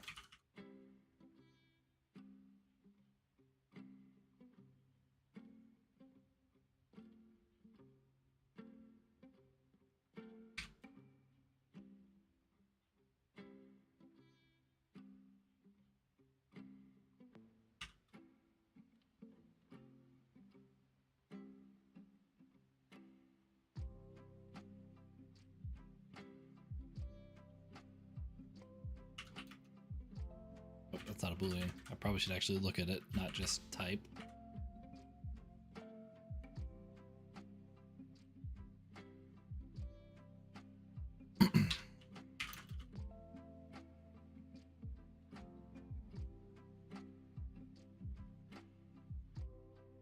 Nope, not Boolean again. My autopilot's getting ahead of me. Getting away with, running out of control. That's what I'm running out of control. That's what it's doing.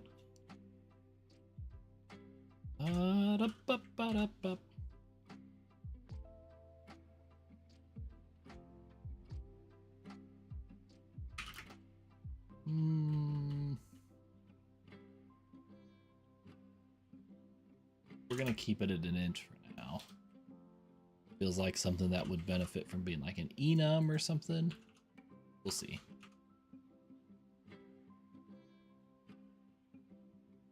Don't know if it's worth putting that extra effort in when I can just have the code kind of manage it on its own. I don't know. We'll see, because it's not going to get used outside of this class, so.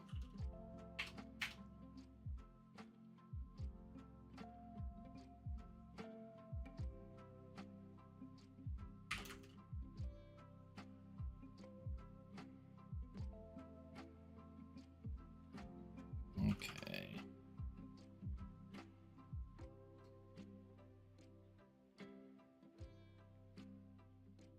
Anti-cheat.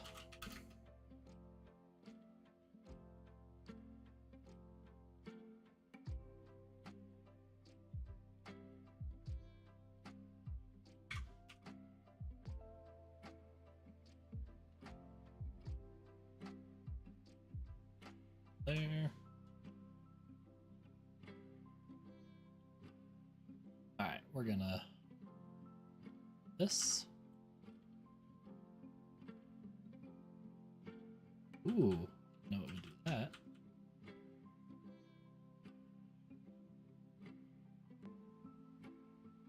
Nope.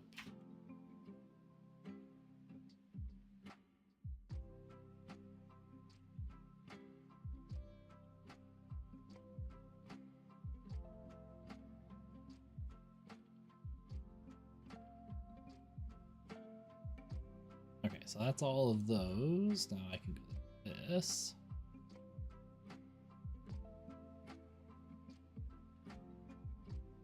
Actually, like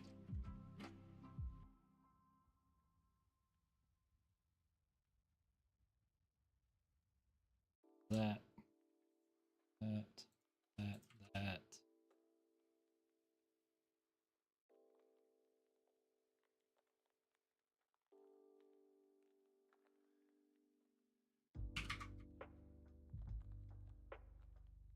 Crumbs.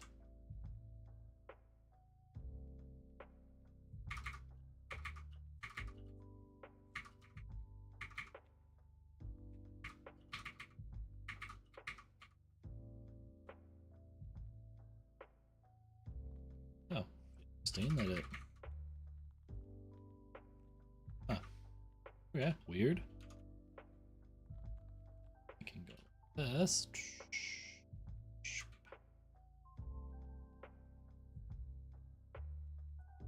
All lined up like they're supposed to be.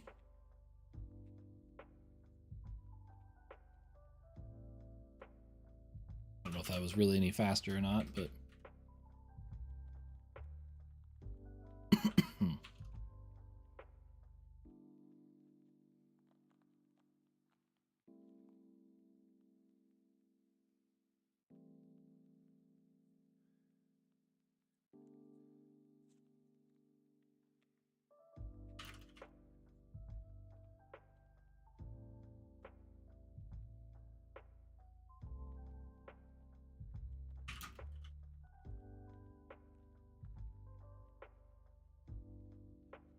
dang it. There we go. Public double.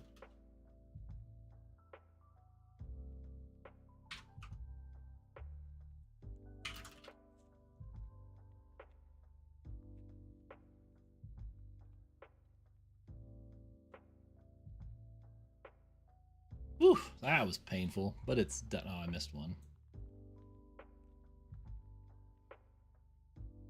There. Build. Ugh. Ooh, that was tedious. It's very repetitive, but it's done. It had to be done. That's the end of it. Is I was gonna have to do it at some point anyway. All right, close that thing. I don't ever want to look at that again, except when I gotta write all the settings that you can change out to a file. Gross. Oh, I probably could have done this in a way that didn't need them to be properties on each one. Oh well. All right. So let's see. I don't have that running. It is still running. Hmm. There are a couple more settings that I'm gonna have to put in here. And I'll put them at the top. Server connection password. String server password. Oops.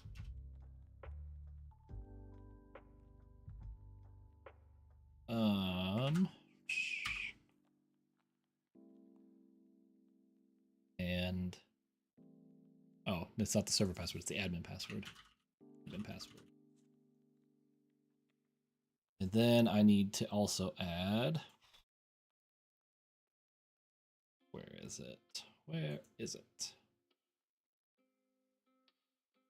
No, not this one, because that one is irrelevant. The server home directory.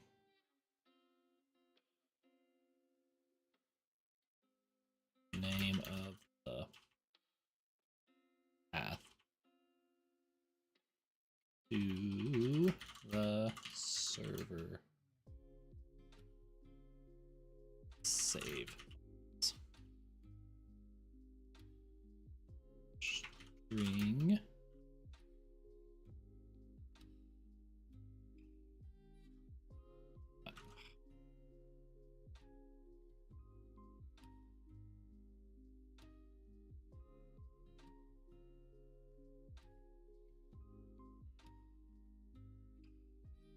Zomboid.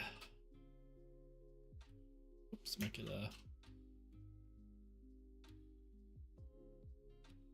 location of big files and saves with a lowercase s. Lowercase ish. All right. Yeah, that was painful. Oof. All right. So now, let me think about this. Let's walk through the setup. So, we'll do that here. No, we'll do that here.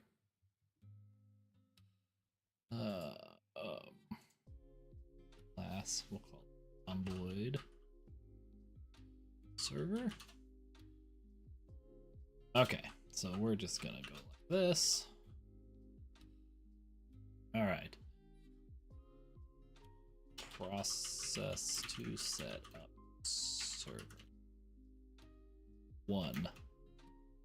Download game files using CMD container.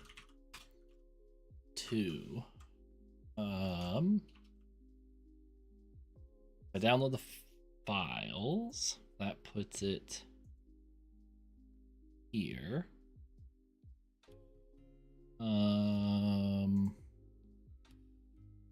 Create runtime Docker container image.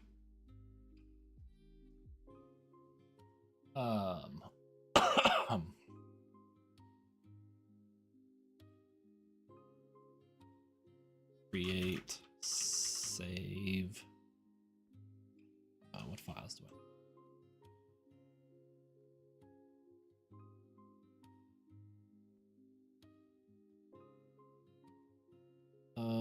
It's not that one. Server. Create the server. Server.ini file in it. Get that. I have this. Do I have this? I still have it running, right? Yeah.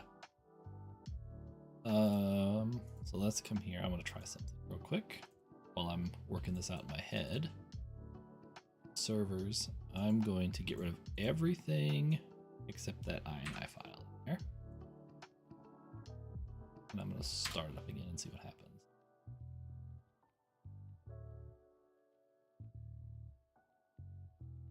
And I got rid of that. Oh, I didn't. Oops.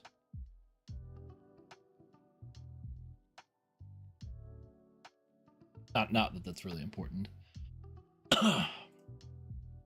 Okay, so create the server. INI files. Update.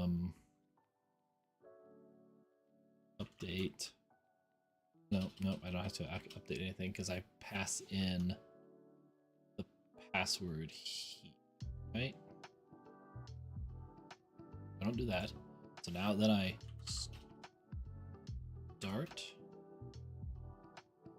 the server in detached mode. Is that it? So I download the game files, create the Docker runtime container image, create the runtime Docker file.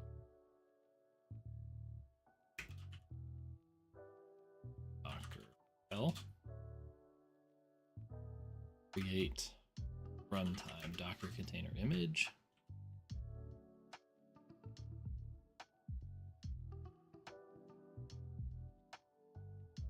That, okay.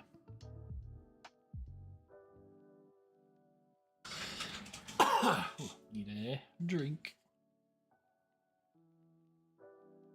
All right. So while that's running, I can do this. Let me minimize all this. So here's what I'm thinking. This generalized configuration is pretty much the same every time. I'm wondering if it would benefit to create an interface to do it and then have every one of my servers implement the interface.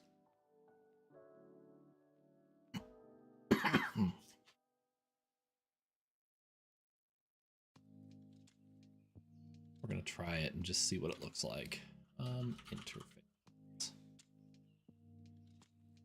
Add a new item. It's going to be game server.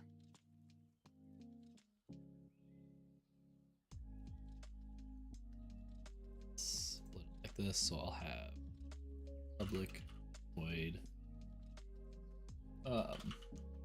download game files.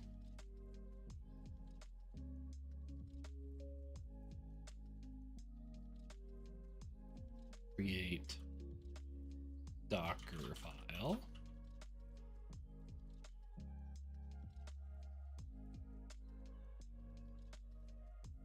Create container image.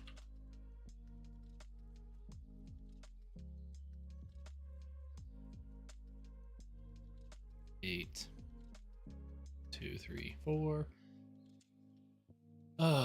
Server configuration. Start server. And stop server. Excuse me. Then if I did that and I said game server. Now I have all of those functions that exist.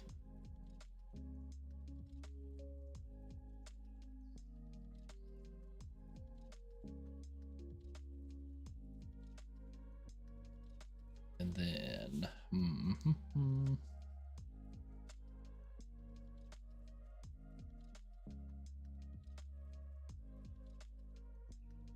because what do I do? Let me minimize it. And then all of this stuff where it's manipulating the root level of the application, not just this server. I want to cut all of this stuff out of each server because I don't want each server to be responsible to make sure that the application server path is existing.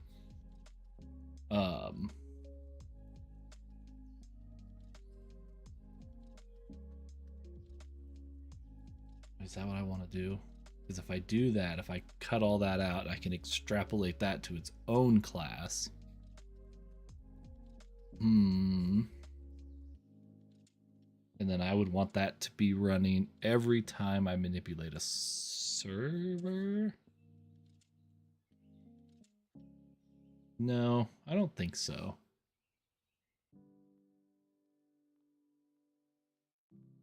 Distributed. Oh, yeah. Oh, you've been working on, using Kafka. That's cool. Spent my entire stream today building something but couldn't test it. Started it all up and it worked the first time. Wow.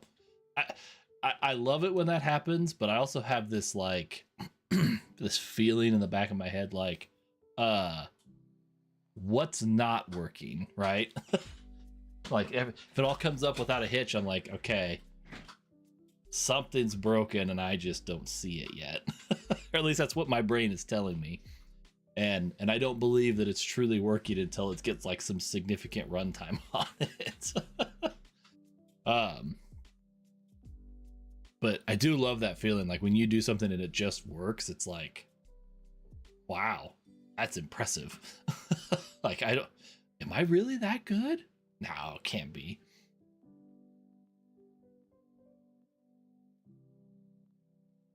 Oh yeah, unit testing is actually, that is super nice to be able to do that, because then it does catch a lot of your what do I want to say, the syntactic gotchas of things, right? Yeah, I should probably do more of that. I don't do enough of that ever. I guess I probably should look at doing that for this project, because there's a lot of these things that I could probably do pretty easily.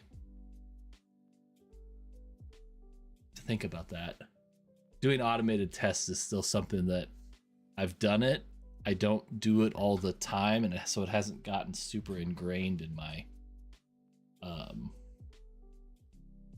like my work process, I guess. Is that the right thing? I'm in my general flow of things. And I know the benefits of it.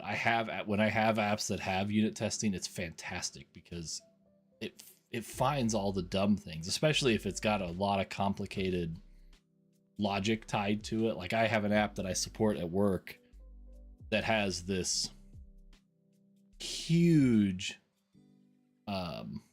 like an approval workflow process, and I mean it's stupid complicated, and it's more complicated than it probably needs to be, but it's this application that generates all these approvals based on what data you put in, and it's like there's like 30 different paths it can go down, like based on the values. And so then based on that, it assigns which departments have to review and approve it. In the end, it's only like 12 up to 12 approvals at different points, but the paths that can get you there are very, very complex. And so that was the one where I kind of like, it's like I need to do unit testing. So I have the logic for generating the approvals is several hundred lines of code, and then the testing is about 500 lines of code.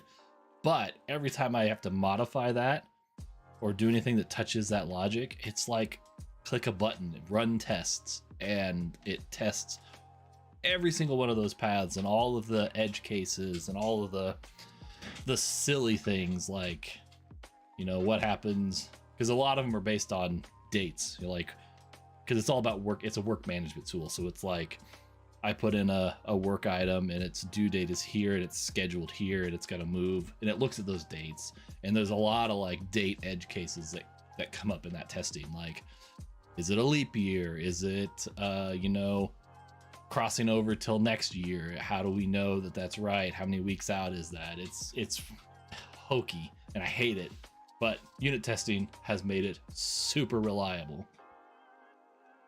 Coincidentally, it was the first app I ever wrote independently for the company I work for, and it shows.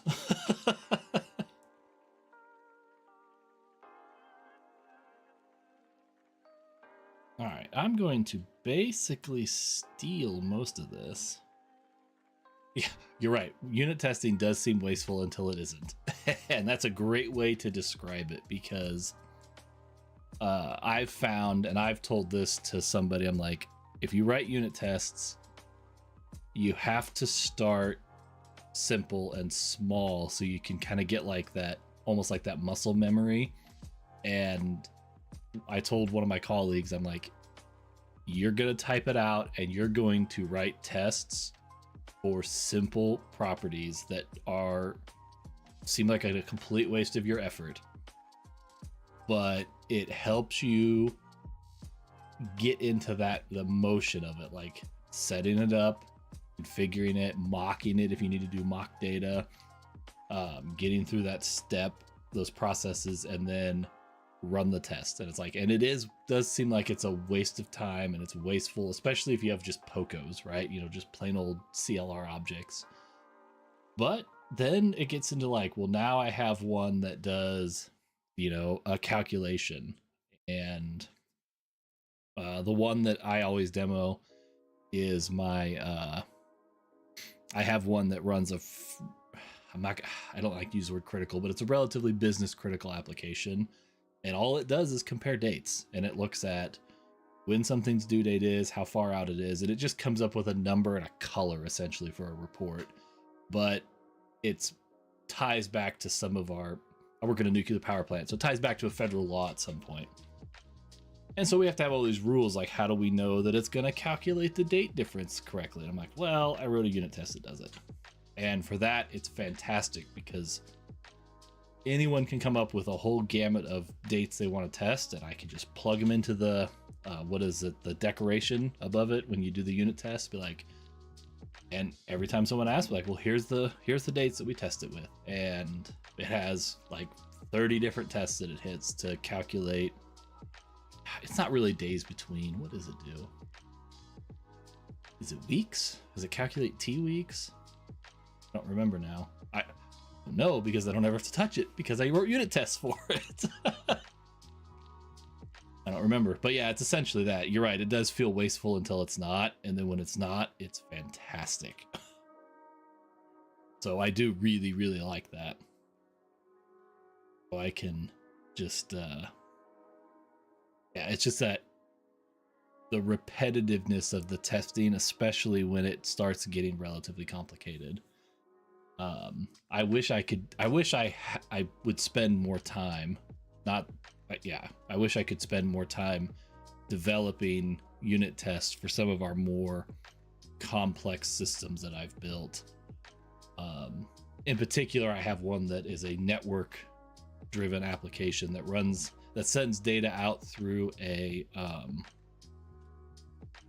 optical data diode, which is really just UDP spamming files and messages and other data through like on a custom built interface down a one piece of fiber. And I've told myself that if I ever have to modify that application, it's going to start all with unit tests because of the logic that I've built around it to ensure that to make UDP reliable needs to be fully tested. And I think a unit testing framework is the way. This monitor keeps bouncing like crazy. Let's see. Take this.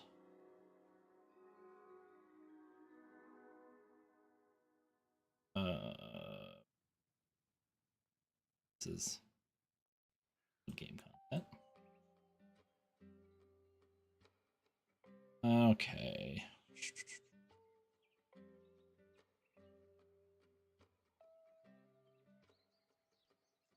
So when I download the files, I don't want to. I think I want it to give me that path.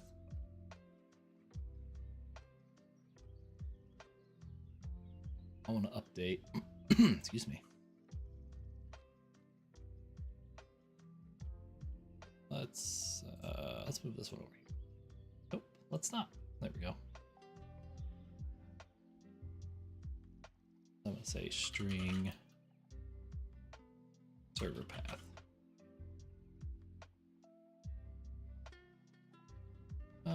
Here we go. I don't care about doing that documentation at the moment. The server path want to say? The path to the application root. It's just such. I need to come up with the right words for that because it's not. I don't know. It's not working in my head. That's why I need to write my documentation. Maybe it'll help me figure that out.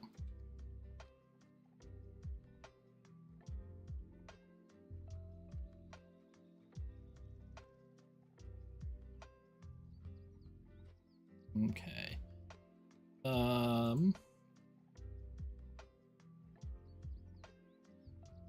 Public constant.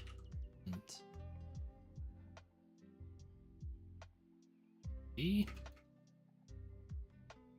What is that game ID?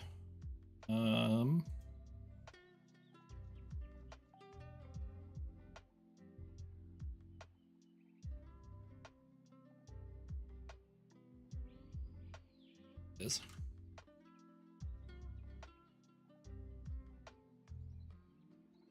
crap. Ah. Oh. And we'll change this.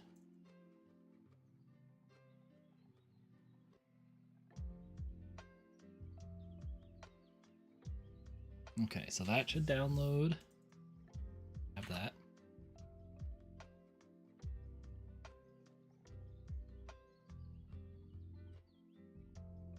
Do. And then I'm just gonna. These ones are actually probably gonna be almost identical for every server. So this might be an opportunity where I can do something with it. And for instance, we're gonna put this up here. Look, string server. We're gonna get rid of it from here. I don't need to pass it in every time. Question mark.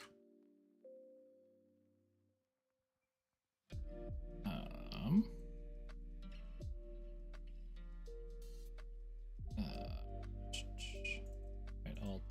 This is going to be server path.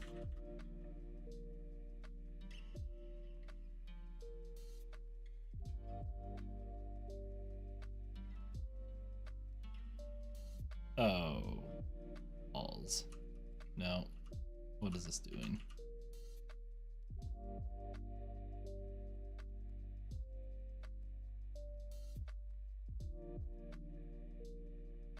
Ah, no.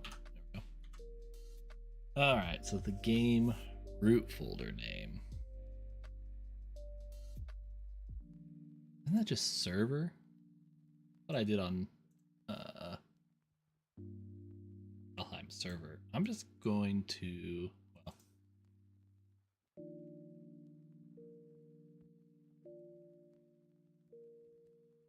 string. This probably is going to change at some point. I don't necessarily need it to be in the configuration, so. And then Docker file contents. That's just a property here. It is. Okay.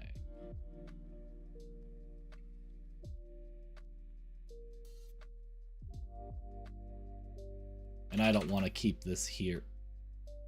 Docker files. It's not going to stay here anyway. I need to decide what I think the best thing is going to be for maintaining and configuring those Docker files. Oh, I can't save it because the game server's running.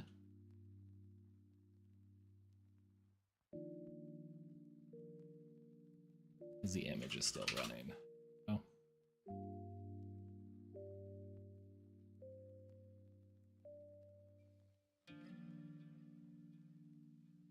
Will actually be that.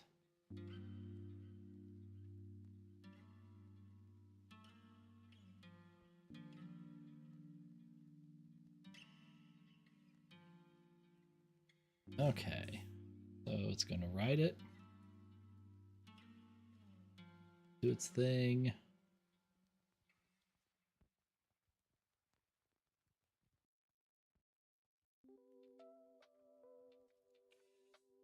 Start server is gonna be pretty much this. Oh crap, it's almost 3, isn't it? I'm gonna have to that in the wrong.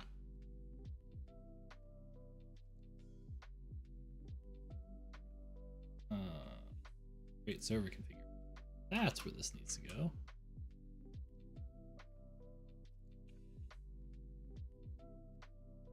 Then create the Docker file is in its own.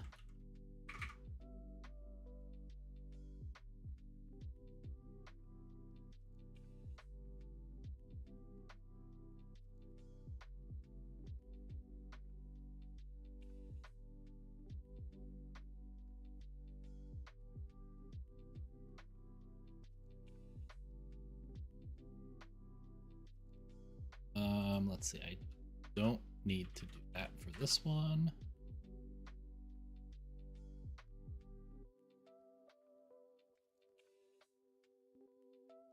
I will have to do this, but I'm not ready for that. Do need to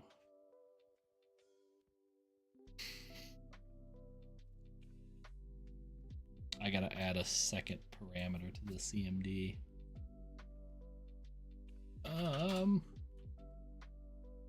Docker file CMD and arts.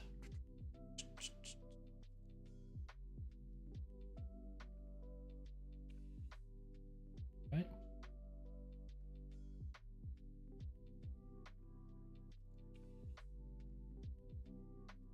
Your Docker file CMD can use that environment variable.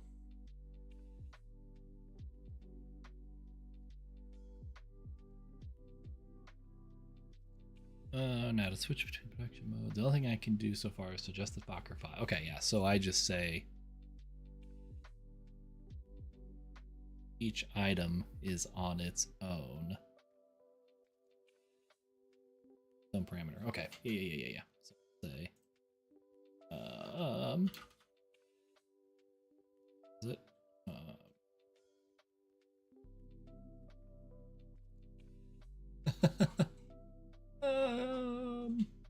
so much.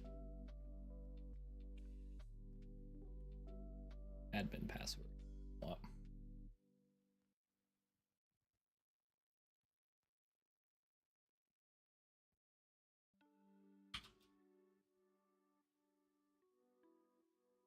Yep, that's what it'll look like because that'll be the start parameter.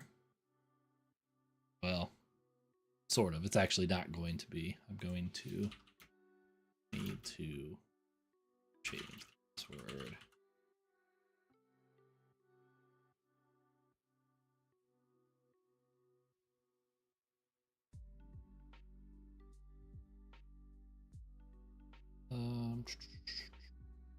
That's only loaded, but usable on Windows. Let's see. Create Docker file. Create the container image.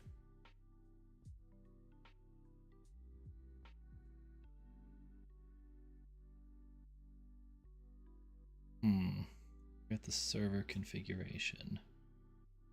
No, this is actually in the wrong one too. Man, I need to read these better. We'll say TBD because I don't know what. I don't have that part written yet, and I'm not going to get to that before I got to go get my kids from school. So, this is going to be called Zomboid server app.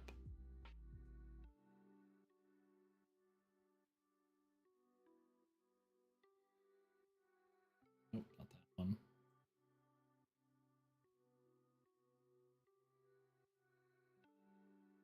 Never stops feeling weird when you hear a CTBD. Yeah.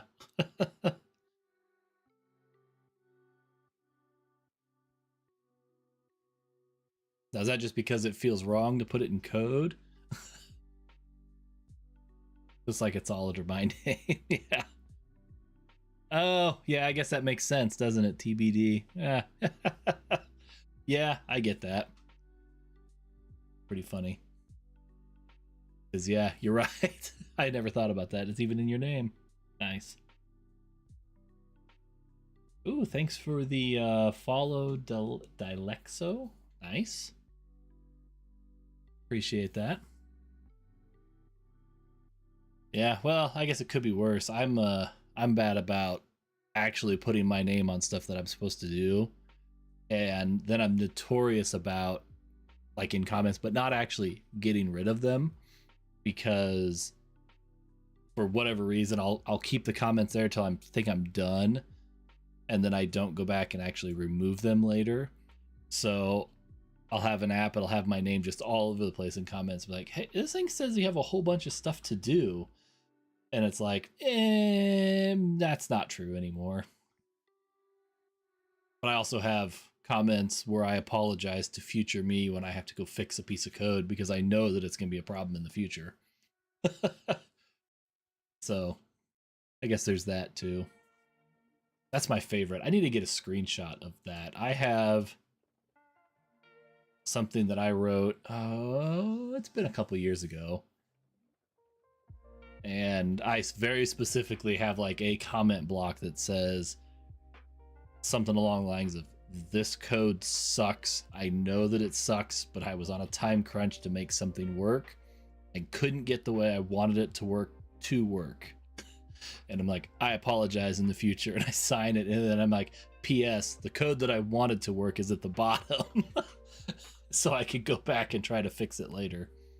I think I actually did fix it, but I think I also kept the comment in there just for humor. Let's see. Stop the server. Yeah, I can do that. Oof. Yeah. Oof, indeed. Like, just I also had to have a note and be like, just remember, past Kyle's an asshole and he hates future Kyle. And then when I go see it, and I go, man, he's not wrong.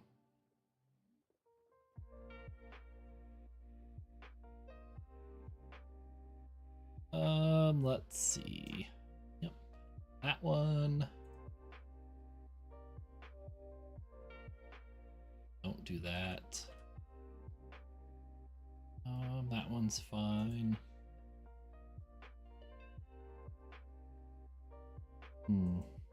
Yeah, I'm gonna comment that out just because it'll not break. Oh, hey, TB, take it easy, man. I'm actually getting ready to quit too because I got to go get my kids from school. So you also have a great day.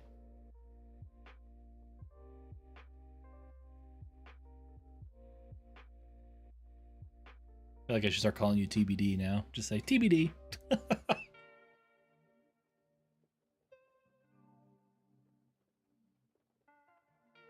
Okay, let's do a build. Make sure it doesn't puke everywhere.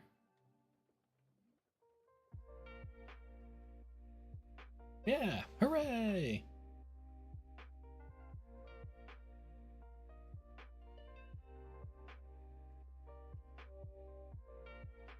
All right, I think now that I've got it built, I'm gonna put a couple of notes up here for me to remember. This still to do. Attach Omboid config this class, update start and stop methods, include saving container ID. What else do I need to do? Oh,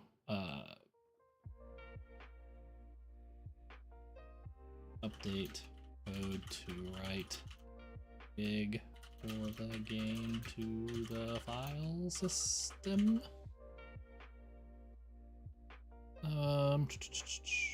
That's the start, that's the stop. And then the next one is to test the server, and then figure out how to store the Docker file contents for all games. All right, there we go. It is 3 o'clock local time. I need to go get prepared and get my kids picked up from school.